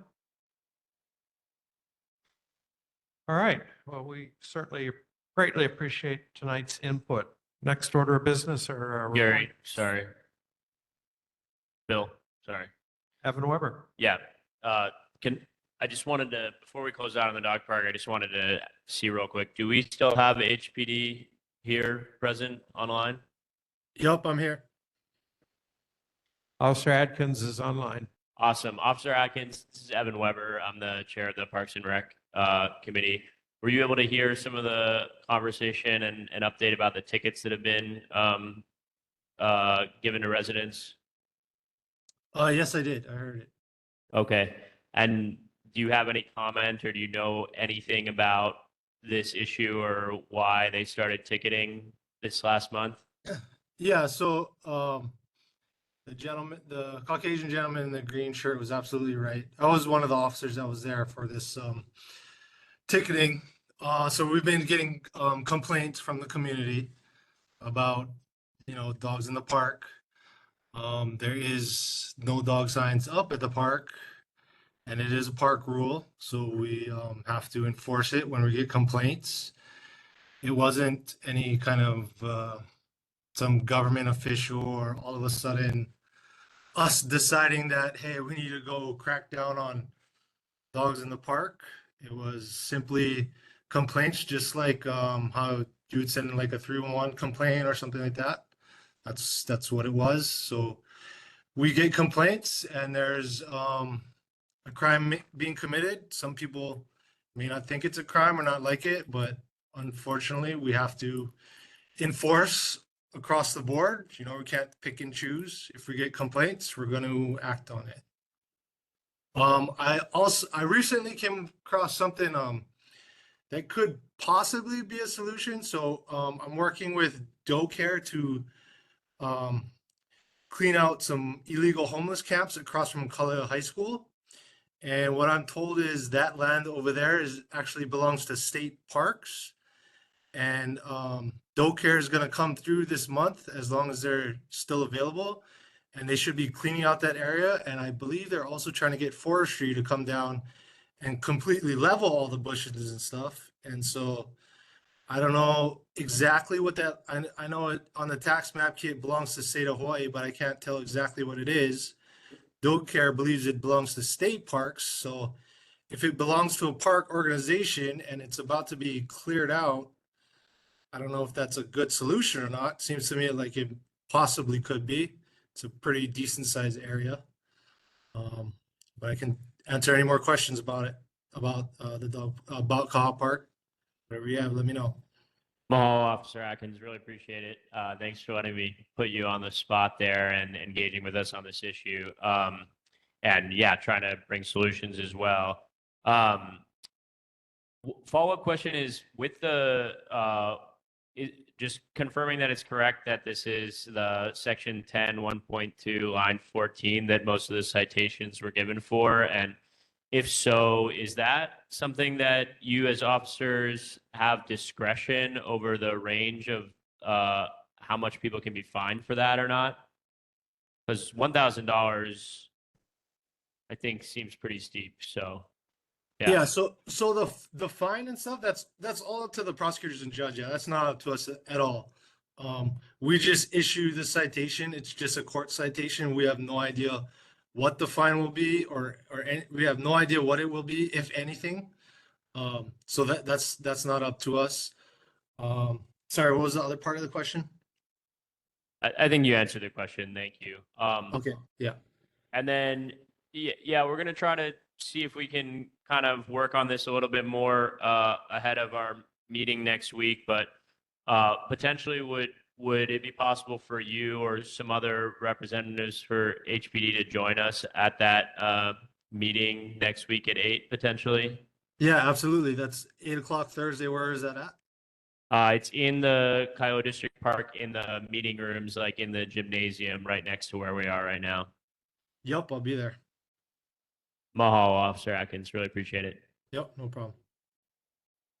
And yeah, that'll be the last for me, I think. But 8 p.m. Thursday, We'd love to see more of you there so we can keep moving this forward. Mahalo for coming and participating in your democracy. Really appreciate it. Sorry about all this. Okay, mahalo. Mayor and Governor reports. Mayor Rick Blangiardi tonight, represented by Shane Enright. Good evening. Thank you, Chair. Thank you, Board. Thank you, community. Just a few highlights from the mayor's newsletter.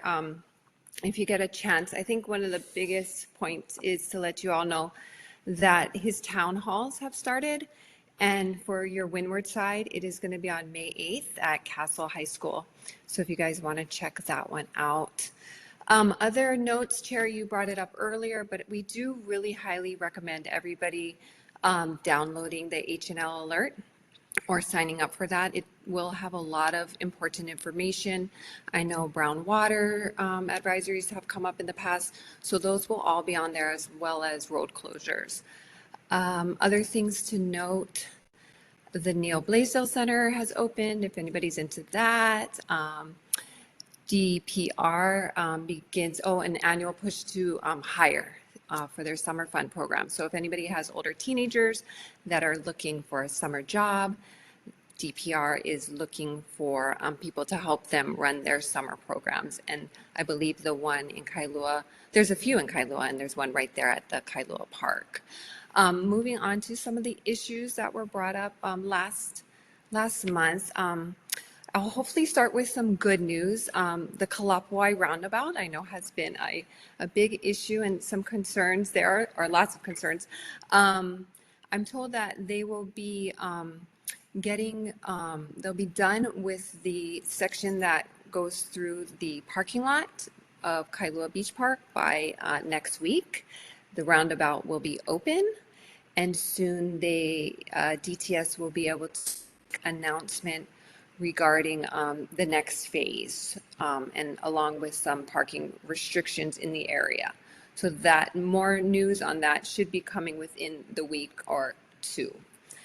There were some other issues regarding lighting at the playground, I believe, and at the park. DPR doesn't have any plans to change the lighting at this time. It follows park guidelines. And if there's any sort of criminal activity, it's always emphasized to call 911 and report that. And then HPD will report it to the board and will be made more aware of those incidences. Also, there was a question about the tennis courts. There are plans to repave those tennis courts next year in 2026.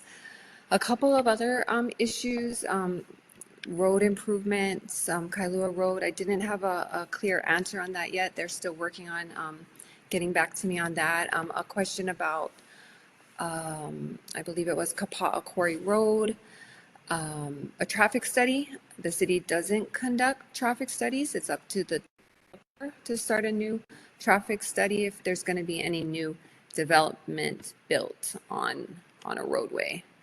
And the last one that I have, I'm sorry, looking back at it closely, but there was a concern about storing equipment at public parking stalls and how that all works. I don't believe I have an answer yet, or maybe DTS is following me, but I'll circle back, either myself or Director Ireland next month, with something on that. I did hear all the concerns with the dog park. I reached out to a counterpart of mine at DPR. He suggested a resolution from the board. I don't want to speak more into that because I'm not familiar with that, but I wanted you all to know that I did hear all of it, and I'll be bringing it up to the director, and then we can bring that up to the mayor as well. But standing by for any questions, Chair. All right. Well, Shane, that was certainly a good display of public interaction tonight.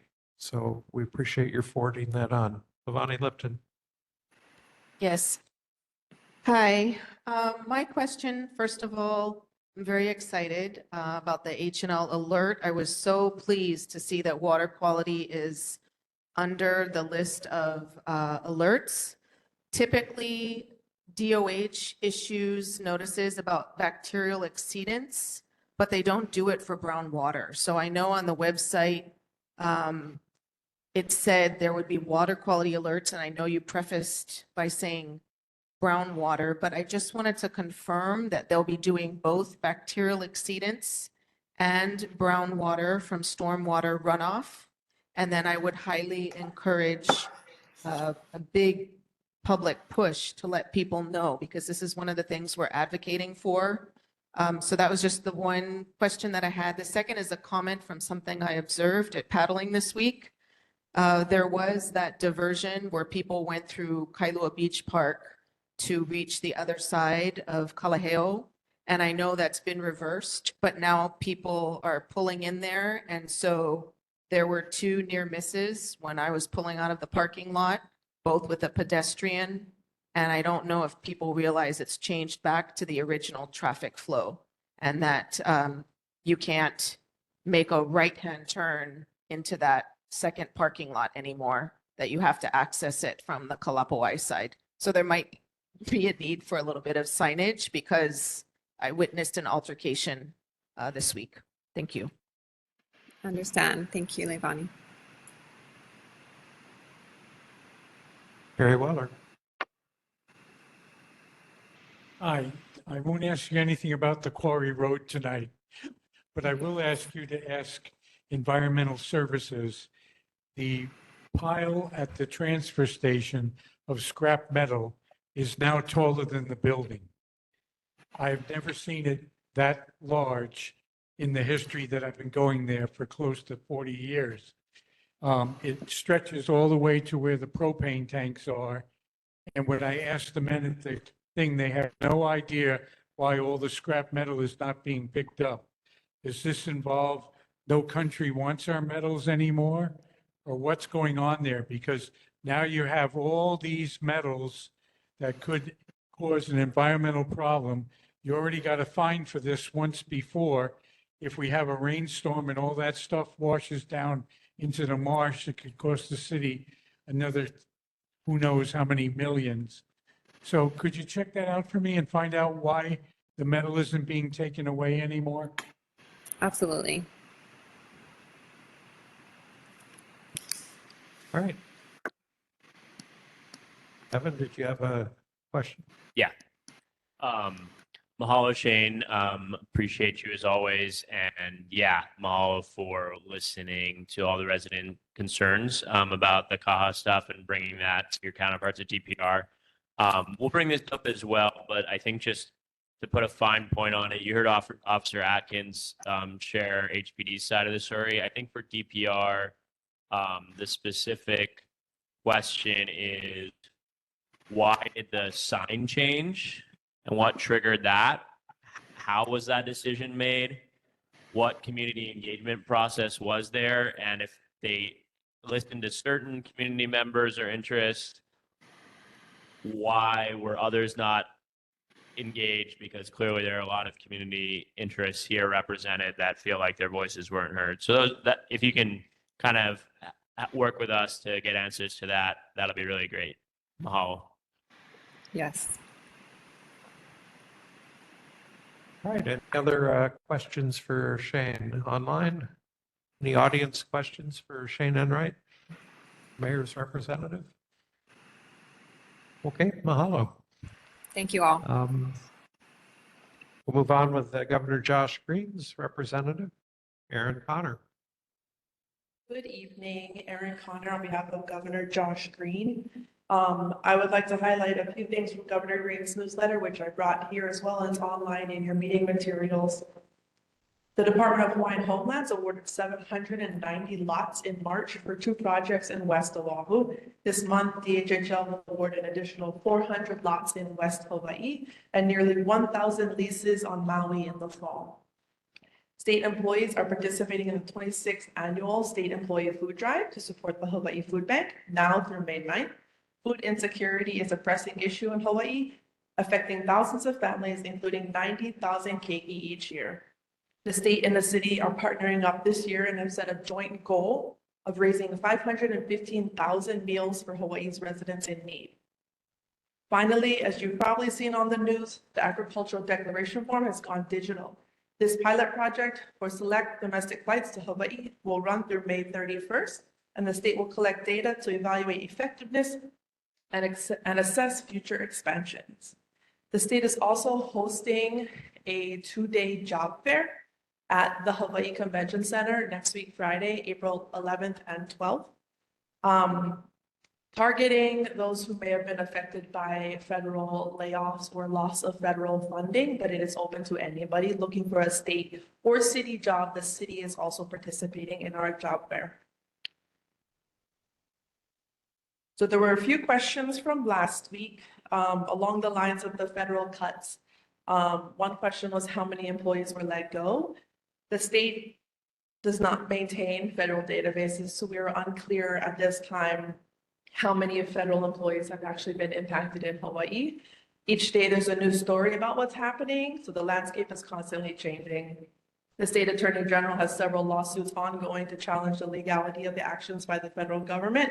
Many of the probational employees who were terminated were rehired, but we don't know if that's the final answer or there will be an appeal or more changes in the future. Part 2 of that question was how do we take care of our natural resources if we're losing employees who focus on that from the federal government? DLNR's response was it remains to be seen, to be honest. In many instances, the state has co-management and shared responsibilities with federal agencies, so much won't change in that regard. However, some grant-funded programs or initiatives may experience loss of key funding, but again, the impacts, we have yet to see the impacts. Finally, for Mr. Weller, air quality monitoring systems on the windward side. The Department of Health Clean Air Branch is able to install purple air sensors to provide real-time air quality information in windward Oahu. These air monitors detect fine particulate matter, which is 0.0025 millimeters and smaller, about 30 times smaller than a human hair, that can be a component of ash, dust, smoke, and air pollution. These low-cost sensors have been widely used by DOH in Maui to provide air quality information in the Lahaina community after the wildfire. These can be installed in the community, preferably at schools, after obtaining permission from the Department of Education and principals, and are dependent upon the availability of power and Wi-Fi for the equipment to operate. Shortly after the monitors are installed, real-time air quality data can be viewed by the public on the US EPA Air Now Fire and Smoke Map website. Colors shown on the Air Now map corresponds to the EPA's 6 color-coded air quality index levels, which determine how clean or how polluted the air is.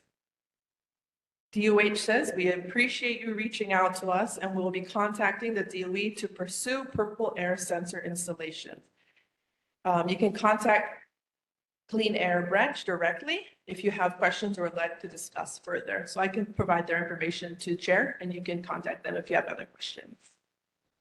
Okay, mahalo. Representative Lisa Martin provided us some numbers on federal employment in the state of Hawaii, and I think civilian employees of the federal government were, as I recall, about 15,000, of which about 11,000 were Department of the Navy, most of whom were Pearl Harbor Naval Shipyard.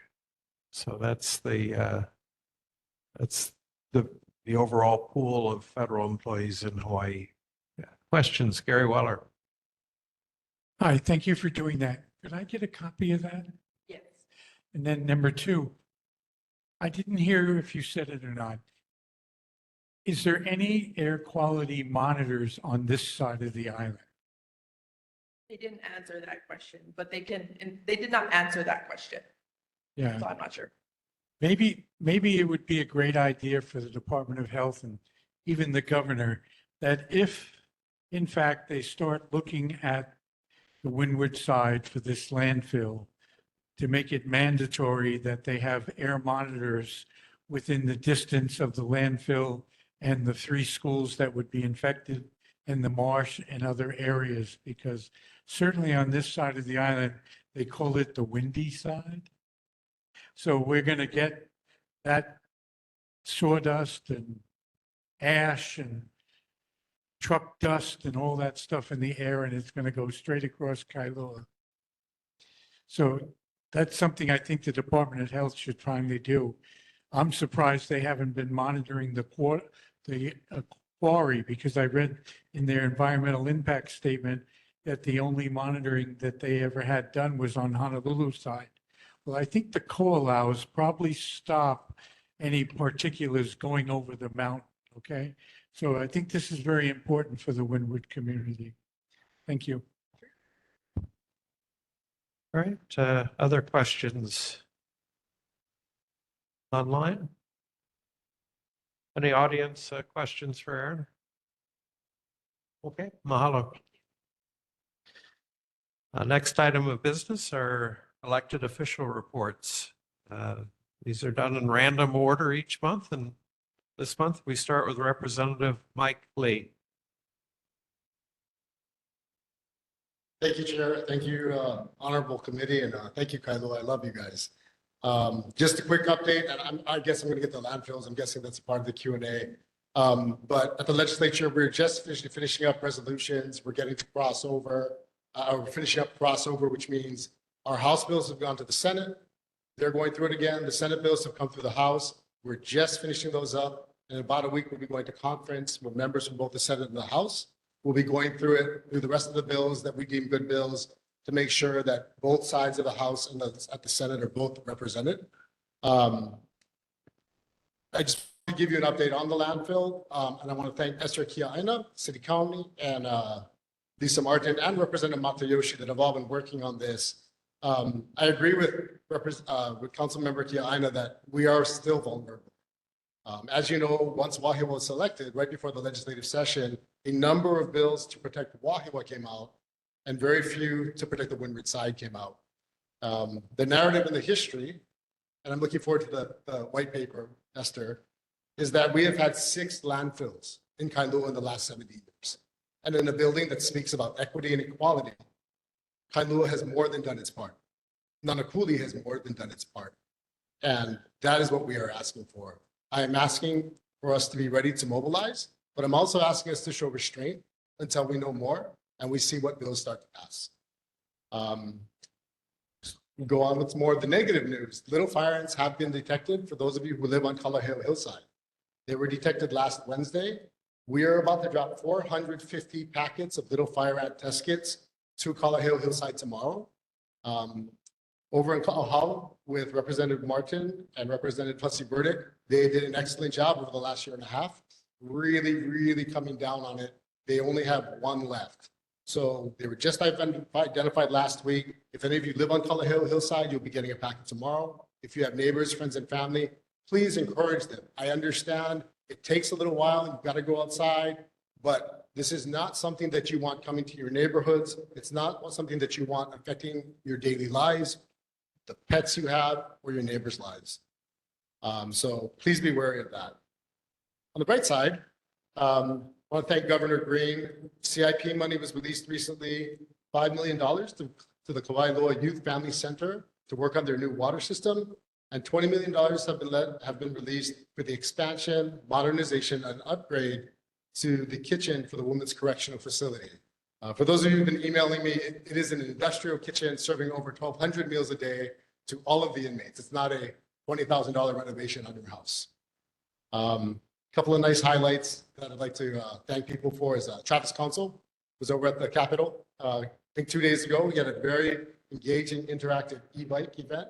I'll wrap it up really quickly, but it gave legislators an opportunity to see and experience and see the difference between the different types of e-bikes that are now coming out and seeing how the legislation we are trying to pass are going to impact our lives as adults, our youth who try to ride them, and trying to come to find that new balance about what a safe and positive environment will be for our children. And lastly, I want to throw a shout out to Nina Nguyen, who lives over in Aikahi.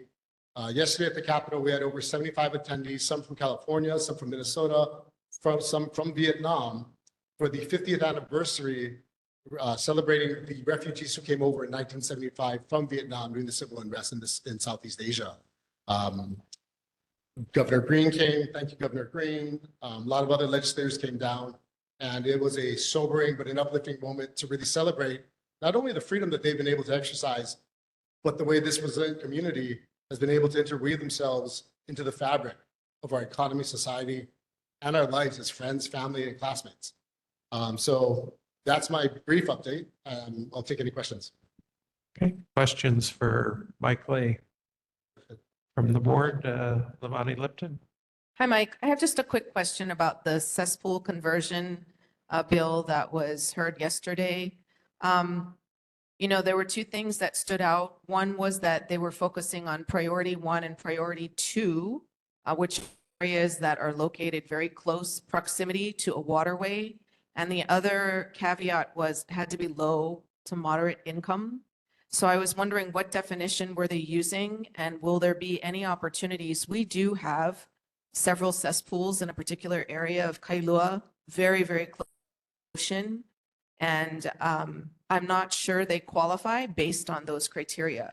So I'm wondering what is being done if you're not in that, you know, economic bracket to help those homeowners, because everyone, you know, in that sense is contributing to poor water quality. They are listed as priority 1 under that cesspool prioritization tool that was cited. So I'm wondering what happens in that type of situation. Is there anything that can help these homeowners? Sorry, we have heard and gone through about 20 bills on cesspools.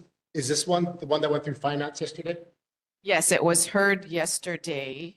Was it in the afternoon or evening? Was it what? What was it, in an afternoon or an evening hearing? Oh, I don't know. I looked at the agenda. There was like a lot of things on the agenda to be discussed, but I was just, and I should have the bill in front of me, but I don't. But I remember what stood out because I read it in its entirety and I read all the testimony and I support it. But I'm just concerned about the people who get eclipsed out because they happen to be privileged, but they live near a waterway. And as far as I'm concerned, when we paddle down into that waterway, like it's still a concern for people's health.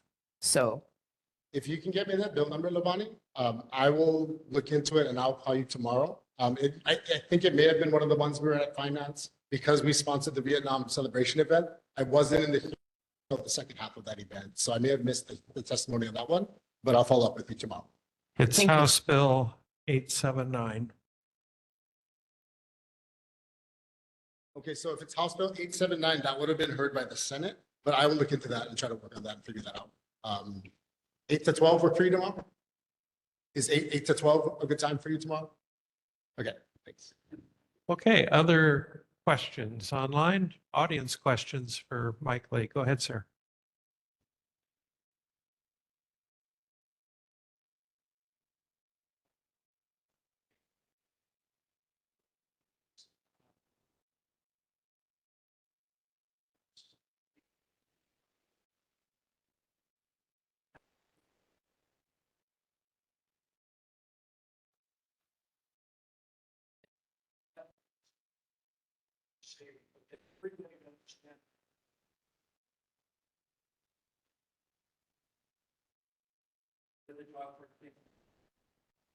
Sure. Sure. Really.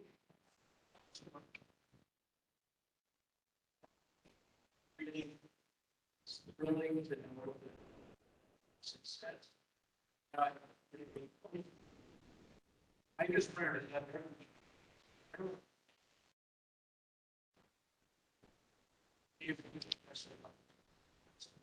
people understand it. Can't see that there's the only way to know you have.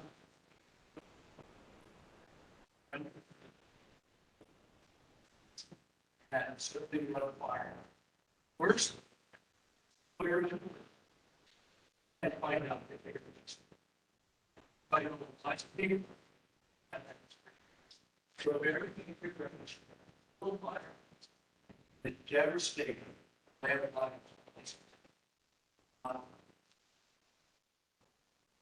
And they have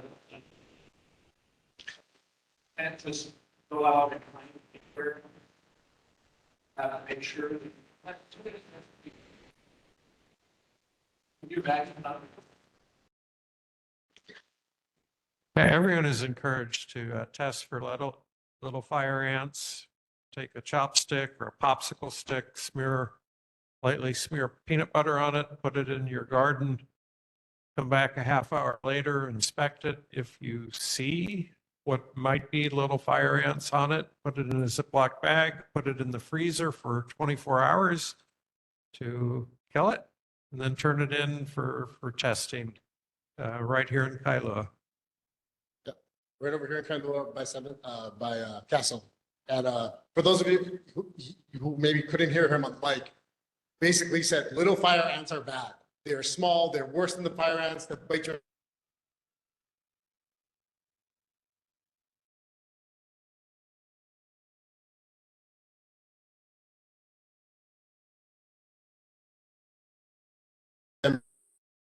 and it's not about if you'd like, please sign up for a monthly newsletter. Please email us. We'd love, once you get the dog park stuff figured out, to come jump back on board and help us on this crusade with the little fire ants. Any other questions? Okay, thank you, Mike. Hello, no boy. Representative Scott Matayoshi. We have a representative for Scott Matayoshi tonight. Here we go.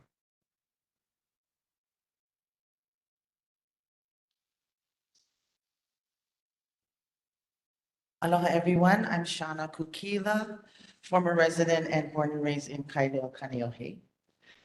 Very nice to be here with you all today. I am the legislative researcher for Representative Matayoshi, and he sends his regards. So, and his aloha. So he wanted to inform you all about the Department of Transportation. The lights are still being worked on in the tunnel, so please continue to use your lights as always. DOT and HECO will continue to monitor and work on the situation. So hopefully that'll be mitigated soon. Now in the legislature, as Representative Lee mentioned, we are going through a crossover. So now we're hearing all these Senate bills. And as far as House bills are concerned, the HB 1482, Delta HTHC ban. These are hemp products sold in stores that are illegal, but there's a gap. So we're trying to make sure that there's enforcement mechanisms so that they're not sold to children. Also, workers' compensation, HB 423. That's about vocational rehabilitation. That one is still alive. There's 2 fireworks bills in case you're interested. HB 806, which deals with a sting operation and gives funding to the law enforcement for that, as well as HB 1483, which increases penalties for fireworks violations. And there was also a few labeling bills for our Committee on Consumer Protection, which was this past week, we just passed SB 890, which is the poi labeling made in Hawaii bill. So this requires those who make or process poi outside of Hawaii needs to label that accordingly.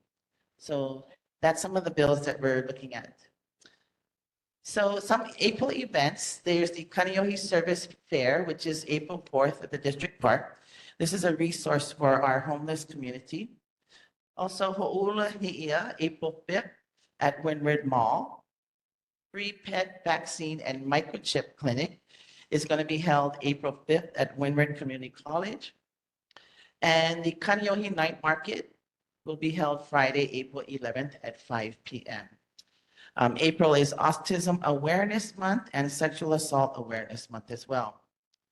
So if you folks have any questions, I'm here.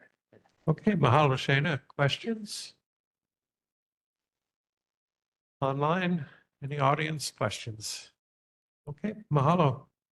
Mahalo. Representative Lisa Martin.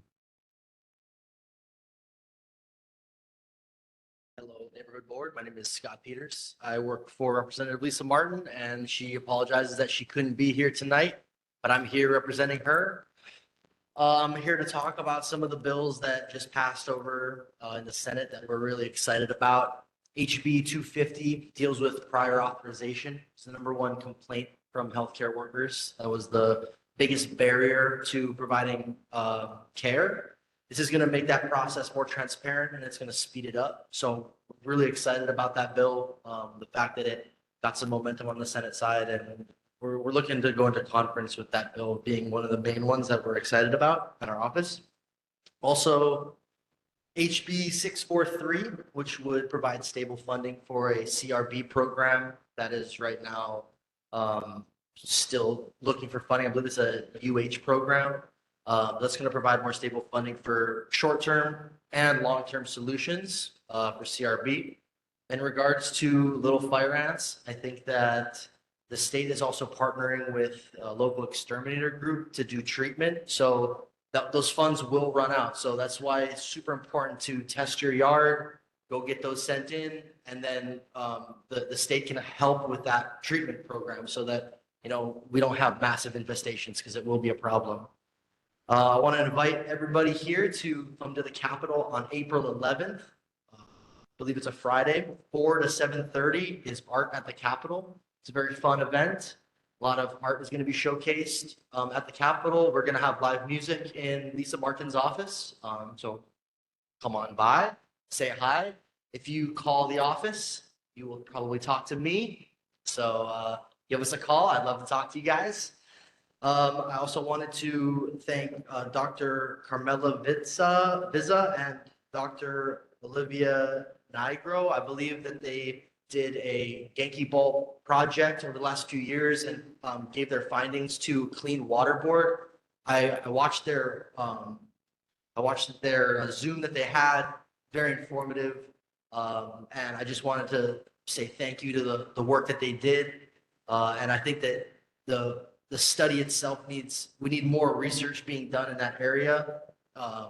But I'm grateful that people are working on that. Smart people are working on that for sure. I understand that a gambling bill just got passed, and we have some concerns about that in our office. I know that the community has a lot of concerns about that. Kind of shockingly, that bill kind of coasted by without much opposition.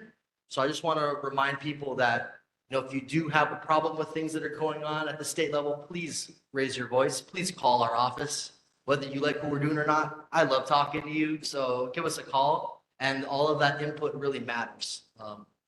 And then finally, I understand that paddling season has started, and I just wanted to wish all of the people here that are paddlers or involved in the paddling community have a very safe and fun season. Thank you very much. I'm available for questions in the back. Perfectly timed. Any questions for Scott on behalf of Lisa Martin? Online, in the audience? Okay, thank you. Senator Chris Lee.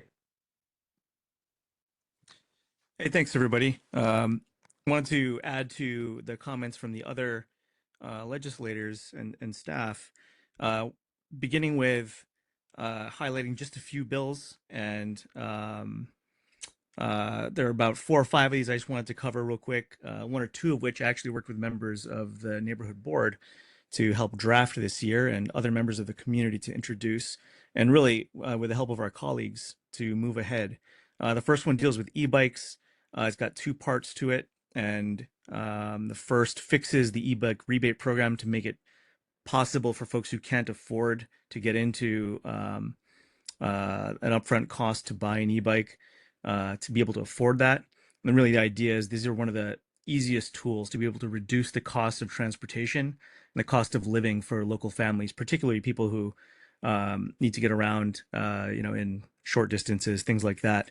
The other piece of the bill puts in place penalties and classifications to deal with some of the issues we've seen with people doing wheelies and all kinds of stuff using some of these bikes. And the most important thing it does is for really high speed e-bikes, which aren't even actually e-bikes. They're basically electric motorcycles. They can go well, over 50, 60 miles an hour. Creates a classification to deal with those so that you have to be insured and licensed as you would any other motorcycle, with age restrictions and all the proper documentation. So that's one way that we can give tools for enforcement and to make sure that our roads are safe, while at the same time giving tools to folks and families to be able to reduce their cost of transportation. Secondly, there's another bill moving along still that bars contributions from foreign interests into our political process, into elections. We're seeing this as an issue really around the country and other places. A third bill will put into law and codify prohibitions on junk fees that we are seeing pop up all over the place, where you're buying something or concert tickets or anything else like that, and you go to check out and all of a sudden there's like $25 or even more in additional fees that weren't disclosed up front. Fourthly, there's a bill that's really designed to help mental health for veterans and address PTSD and things like that. And finally, a few bills dealing with dangerous streets and making improvements kind of all around. So there's a lot moving, and that's just a snippet. There's some really exciting stuff our colleagues highlighted that's being worked on as well. But the one thing I want to close with was kind of where this conversation really began, I think, in some of the earlier comments in the meeting tonight, which was there are a ton of layoffs happening as a result of federal cuts. There's really an unknown trajectory for where that's going to go, as well as an unknown timeline for how that's going to play out because of some of the court cases and challenges and all sorts of stuff happening. Secondly, the situation right now, in fact, today, there was another big tranche of tariffs levied at the federal level, which Hawaii, unfortunately, is more susceptible to than most states because we rely so much on imports here compared to a lot of other places. So we're at the same time seeing layoffs and impacts to local residents, as we are expecting now large price increases on everything from vehicles to fuel for electricity and gas and all of that. All that's to say, while we are in session now and about to close out for the year at the end of this month, there's a fairly decent chance that the legislature comes back into a special session later this year to deal with budget issues and shortfalls, loss of federal funds, providing people hopefully help that's needed for the folks who are losing out on their support. There's a lot of folks who are dealing with healthcare situations and insurance and all the stuff that is just kind of up in the air right now. So this isn't I wouldn't think this is the end of the legislative conversation this year. And if it gets to a point where we start seeing a lot of impacts, and we're likely to our state budget, in particular because, for example, some of the tariffs and posturing with Canada, for example, is having a fairly pronounced impact on the numbers of Canadian visitors, which is our second largest market, coming to Hawaii, which means there's going to be a resulting economic impact that we're not going to feel right now, but we will be feeling 3, 4, 5, 6 months down the road. So I would just put this out there because as we sort of wind down the year, just know that we will need support, I think, from our community in having a conversation about where help is going to be needed as these impacts start to hit local families. And we'll need to stay on top of things so that if we go back into a special session later this year to shore up the budget or provide for support for state positions that are federally funded that are being defunded, or other positions that we need that are being laid off, we'll have to potentially deal with that. So happy to answer any questions, and thank you so much for the time. Mahalo, Chris. Any questions for Senator Chris Lowy? Online, in the audience? Mahalo, Chris. All right, thanks very much. Aloha. Councilmember Esther Kiana. Aloha and good evening. First off, I just wanted to follow up on the Kailua Stormwater Management Town Hall on April 8th at Kailua Intermediate. In the chat box, my staffer will be providing the PowerPoint presentation for this town hall, and I'm encouraging everyone to attend. The areas that will be of discussion will be Akiohola Street, which has a city proposed project, as well as Akumu Street, Akipola Channel, Kalpa Basin, and Keolu Drive. If anyone has any, in the chat box as well is going to be a website, kaelipulu.stormwater.org. If anybody wants to provide opinions on any of those projects or anything else relating to the Kaelipulu watershed, I just had my staffers send the PowerPoint to all neighborhood board members, to the Enchanted Lakes Residents Association, and to those who live on Akiohola Street, because I do know that there was concerns. Director Albano happens to be online because it's an important issue. So I just wanted to let you know that if you have any questions after my presentation. For the Kailua street sweeping, my staff, Lori, will also put in the chat box for those of you. Again, the critical areas or residential areas, Keolu Drive, the entire street, Akumu Street, the entire street.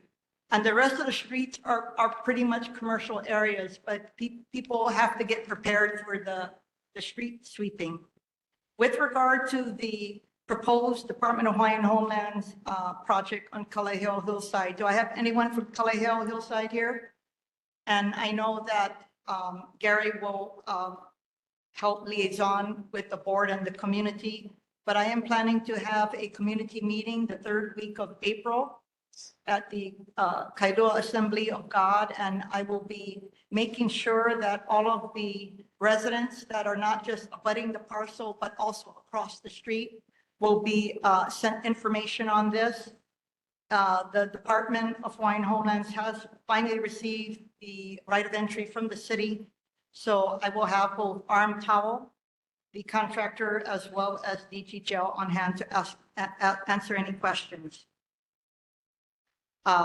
With regard to Kawanui Park and the discussion tonight regarding what is happening with regard to both fines as well as the pilikia between those who are using the park for sports as well as for those who have been using the park for decades. I am meeting with the Park and Recreation next week, so I will be on site. And I heard everybody tonight. I will be hopefully meeting with the Hui separately.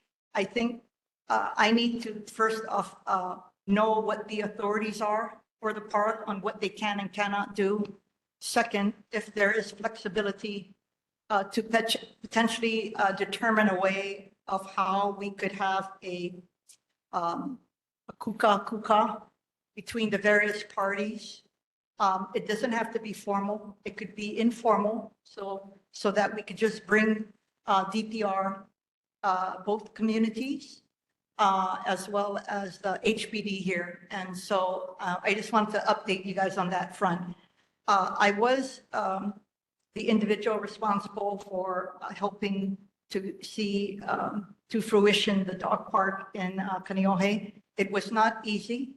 And as you know, I'm only in my 5th year, but it was brought to my attention immediately by the Windward Dog Hui.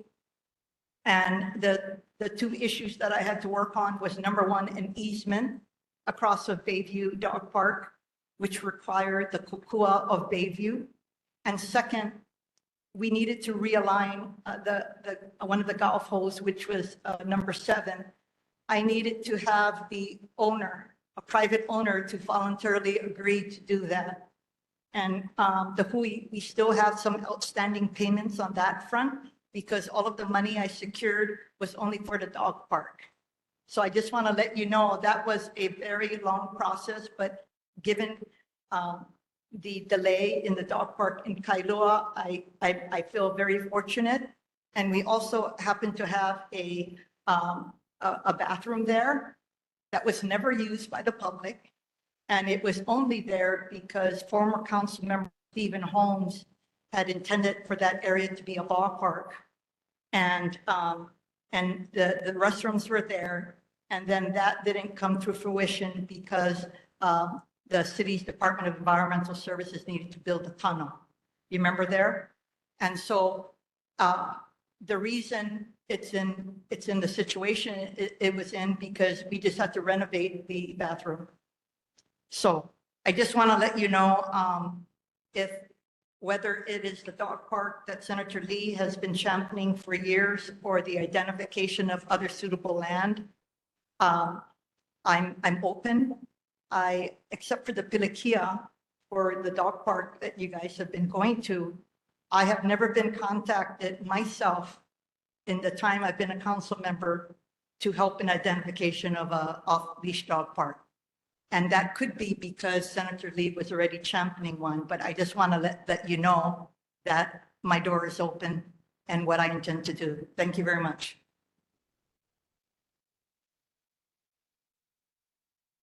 And again, I'm not, it's late, but Director Albano is online. You need to know that with regard to the PowerPoint that is sent, it is very unusual for the city, a city agency, to be giving it prior to. And one of the reasons they're doing it is because of the concerns that were raised by residents on Akiohola Street and all of the hard work, of course, you, Levani, and other board members have undertaken with regard to different areas. And so I'm looking forward to your participation next week. And again, I invite everybody who's listening online or everybody who's here to please attend. We do expect to have a follow-up. So after they give you an update on all of the areas that I have identified, I believe that we are planning on a follow-up meeting where there will be breakout groups based on the areas that I have talked about and have people give more mana'o. So this is preliminary to just talk about how important the watershed is and to get feedback on the various projects that they are considering. Okay, mahalo. What's the date again on the Kalaheo Hillside update brief? That is on the 22nd I'm looking at, but I have to tell you that I am having this for the Kalaheo Hillside community because I'm working with the church. So I'm not broadcasting that for everybody to be coming. I want people to be respectful that I need to hear from, we need to make sure that the community that lives there are going to be the ones who are going to be able to ask questions. And I'm going to be writing a letter to everybody directly. Okay, mahalo. And I will take the PowerPoints that you mentioned and I'll add them to the meeting materials for this meeting tonight. Sure, and maybe you could put it in your Google Drive. Okay, any questions for Esther? David Leo. Hi, Esther. Thanks again. I'm on the pig for the landfill, and I'm concerned about the transparency of the information and the selection and the scoring of other landfills. It's still unclear for me exactly where those other landfill sites are in Kailua, and I know that there are other landfills that are scoring higher for the selection process than ours here. But I don't know much else besides that. What I'm trying to do is get a hold of the study that provides all this information. I don't understand why that's an issue. I'm confused because there was no study. What I digested was all from PowerPoints that I've been seeing at multiple hearings. There's no magical document that provided to Donna Wong. And if you're part of the PIG, the sheets, the Q&A sheets that the mayor has gotten. But other than that, there is no magical document out there that provides this context for you, which is why I'm doing it. With regard to the scoring, I would be very careful about just looking at what they historically had looked at. As far as I'm concerned, given what has happened with regard to Red Hill and the impact of what happens to the aquifer, all of that is out. What I'm doing is just preparing because we were on a list. What I believe it's going to become political and based on practical considerations, not which is the best site, but given the fact that there are off limits for the Board of Water Supply for the no pass zone, for example, and depending on any modifications to Act 73 to make other additions to where a landfill should be sited, I have every reason to be concerned that because 5 sites have been identified, that we do everything to educate the city. Now, having said that, I believe that when the director went with us, he was shocked, okay? In all of the places that he visited, and I'm going to make sure he wasn't able to go with me to, to the Amaron Quarry. I'm going to make sure that he goes with me to that because I was blown away. I don't even know if the average community members knows what's going on there because when I pass it, I don't see much action. But when you go there, it is bustling. And when after the tour, quite frankly, I thought that the most vulnerable out of all of the 5 sites was going to be the South Quarry, and I have completely changed my mind. I believe that all 5 sites have a strong reason to not be on any list. And it's our job to make sure that we, again, do the history and educate people. Because let me tell you something, a lot of people have they no idea about what has happened in the windward side. And as soon as they find out, they kind of wake up. And then I've been telling them all that we're doing, and it makes a difference. And at the end of the day, even if it's a political decision, just say the state legislature boxes us in. At the end of the day, it's going to be the mayor, whether it be this mayor or if they end up staying in Waimanalo Gulch for several more years, it's going to be the next mayor. And it's critically important for us to make sure that the city and county of Honolulu, both the executive branch and the mayor, knows exactly what's going on here. But I think a part of that is to educate not just many of you who know the experiences of landfills here in Kailua, but a lot of other people who do not. So that when we kahea and call you and say we need your help, then you're going to be there for us. But I have to tell you the manner of how we have been educating people now, and I know people don't know what we're doing, but has been very, very helpful. And I know Director Babcock has been shocked. So I just feel that if we continue to strengthen our narrative, I'm trying to make sure that they're going to have to take something like that and explain to us, how is it fair? Because I always talk about equity, right? And the windward side, especially Kailua, has already borne its share of landfills on Oahu. Okay, mahalo. David, a primer on all that is on our meeting materials for March.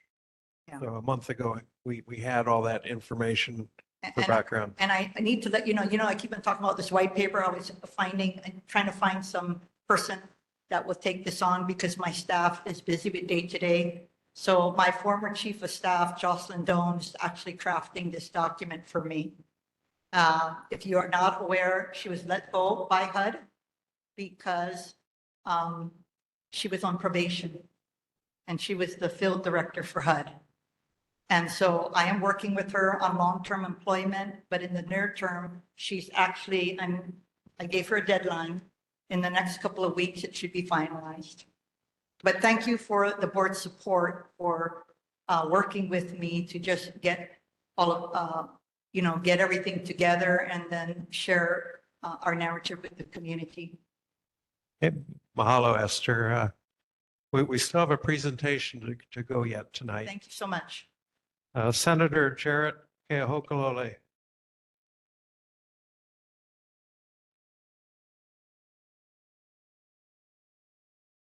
Nicole Gray, representing Representative Jill Takuda. Aloha. Thank you, Chair. Sorry, I'm having an issue with my camera, so I will just go ahead and give a brief update, cognizant of the time. I wanted to give an update on a few things that Rep. Dakuda is working on in DC. She led 32 of her colleagues in a letter urging USDA to urgently rehire terminated animal and plant health inspection service agricultural inspectors. Since February, USDA had terminated at least 5,692 probationary employees, including a reported 200 workers in the Plant Protection and Quarantine Program at APHIS. Congresswoman Tokuda joined 61 House Democrats in sending a letter to Social Security Administration objecting to plans to eliminate or reduce telephone services for beneficiaries. And then from firing our federal workers without cause, freezing funding for nonprofits, and threatening to cut funding for essential lifeline programs like Medicaid and SNAP. Recent actions from the Trump administration and DOGE have been making life more difficult. We ask that you share your stories on Rep. Tokuda's website, tokuda.house.gov. This helps her spread the word to her colleagues and those in DC about how this is impacting life for Hawaii residents. Some other updates from our office. We have an upcoming town hall this Saturday, April 5th from 10 a.m. to 11 a.m. in Waianae at the Comprehensive Health Center Dining Pavilion. You can RSVP on the website, tokuda.house.gov. The Congressional Art Competition, those submissions are due by Wednesday, April 9th. The physical artwork must be mailed or delivered to the office by April 11th. And then, as always, I'd like to put a plug in for casework if people are having issues with federal agencies specific to them. They can reach out to our office for assistance. You can go through our website and you can fill out a privacy release form, or you can give us a call. And I can take any questions back to our team. Mahalo, Nicole. Any questions? All right, thank you so very much. Thank you. Reports from members who attended other meetings in the past month? Okay, we have a presentation, Kailua Drive Complete Streets Update. The Complete Streets Administrator, Renee SPO, who we're very familiar with, will be giving the presentation. And as a reminder, the second workshop on this project is going to be held Wednesday, April 23rd at 6 p.m. at Kailua Intermediate School. Renee?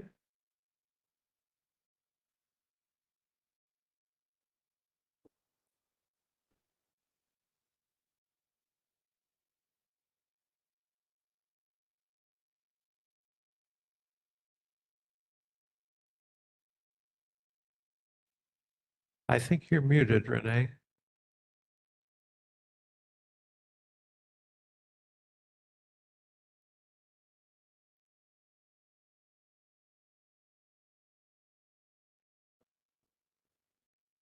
Renee, if you can unmute. If that's not happening, then might have to unshare screen, unmute, and then share screen.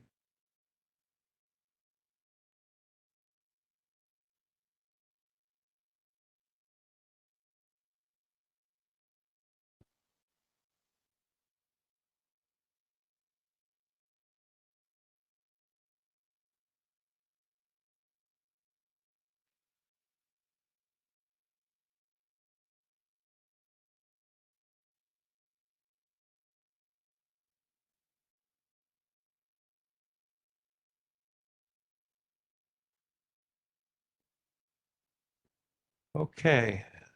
All right. So while Renee is getting back online,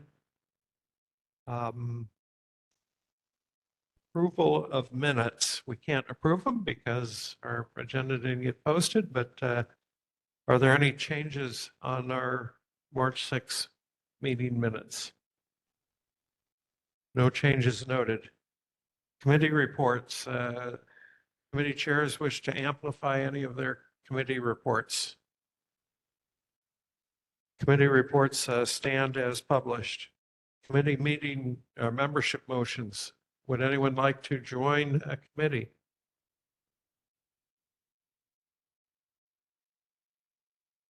All right, Renee, I think we've got you back. And we have the presentation here. Actually, it'd be better for her to drive the slides.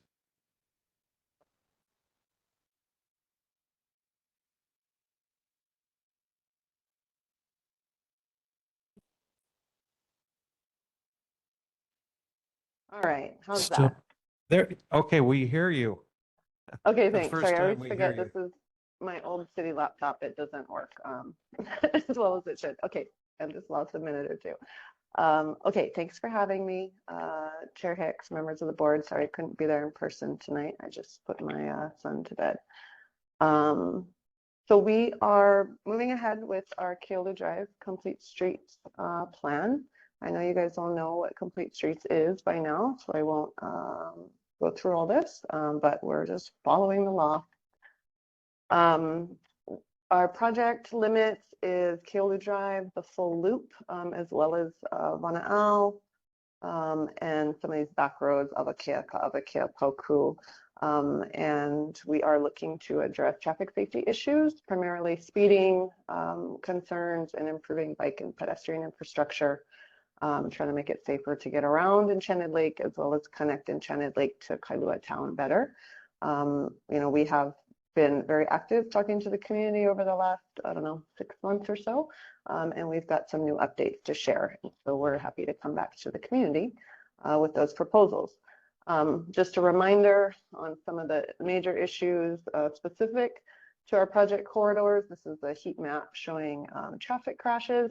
You know, we've definitely got a traffic crash issue, particularly in the sort of commercial section.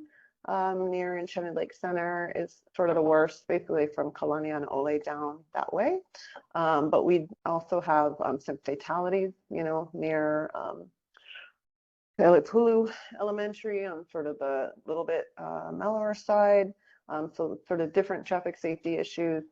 You know, we're seeing people going well over 60 miles per hour, sort of on a somewhat regular basis. And we've been collecting a lot of data as part of this project.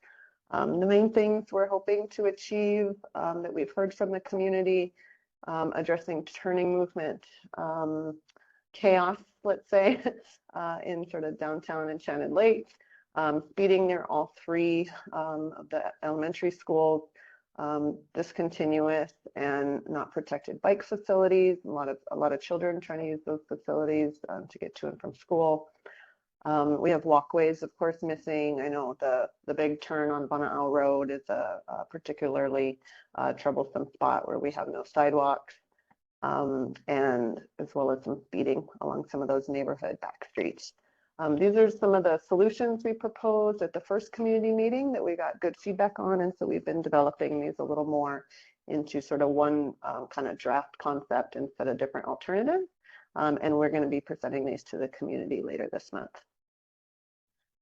Just a sample of some of the features you're going to see proposed at our upcoming community meeting on the 23rd. We've got some raised crosswalks and pedestrian refuge islands to address a lot of the uncontrolled crosswalks that we have where there's no stop sign and no traffic signal. And those are, you know, these kind of red dots. There's sort of a bunch of them sort of equally spaced along the corridor. We have a few different kinds of bike lanes. We have both, we're proposing protected bike lanes pretty much for the entire loop of Kailua Drive. Of course, the width of Kailua varies significantly. So some places we have these sort of directional one-way bike lanes proposed where we can allow people to run, jog, bike kind of on both sides of the street. This is sort of our preferred layout. But of course, we do have sort of the narrow section that runs sort of along by Kailua Elementary to the commercial center. And there we do not have the space to have facilities on both sides. So we are proposing a two-way protected bike lane on the inside of the lake loop. We think that's where most of the schools are, as well as most of the major destinations. We are really interested in what the community kind of wants to see from this project, you know, how we protect those facilities. Are we just, you know, sort of using paint? We're doing plastic sticks or concrete curbs. And those are the kind of things we want to talk to the community about. We also have some different treatments for kind of our busier bus stops along the corridor as they interact with those protected bike facilities. Not, you know, kind of a little bit technical, but things like that we're working through, as well as things like trash pickup, mail service, trying to figure out how all of those work together. That's kind of the main proposals for Keolu. And then I just have one quick slide here for sort of the back roads. There we're looking at some curb extensions to shrink some of the intersections a bit, shorten some of the pedestrian crossings, some traffic calming elements to keep vehicle speeds down. Since we don't have protected facilities, we want people to share the road. We have to make sure that vehicles are going speeds that are compatible with that. We have some traffic circles proposed as well back in these neighborhoods to kind of, you know, sort of slow vehicles instead of just having a straight shot. And then some different treatments on wayfinding for bicycles. Since right now we actually direct people to take Wana'au as our preferred bike route, which is kind of crazy. So kind of removing that preference and instead trying to send people through this back road like, you know, most of the locals do already. So here's our big announcement. We're having our community meeting in about 3 weeks at KIS in the cafeteria at 6 p.m. And we hope you can, of course, participate, but also help us get the word out about the event. I'm going to stop sharing and hope that was fast enough. I don't have my video on. Sorry, I had it on earlier. There we go. Hi, everybody. Was that fast enough? We're looking forward to the workshop on 3 weeks from yesterday, and appreciate the presentation. Are there any questions tonight for Renee?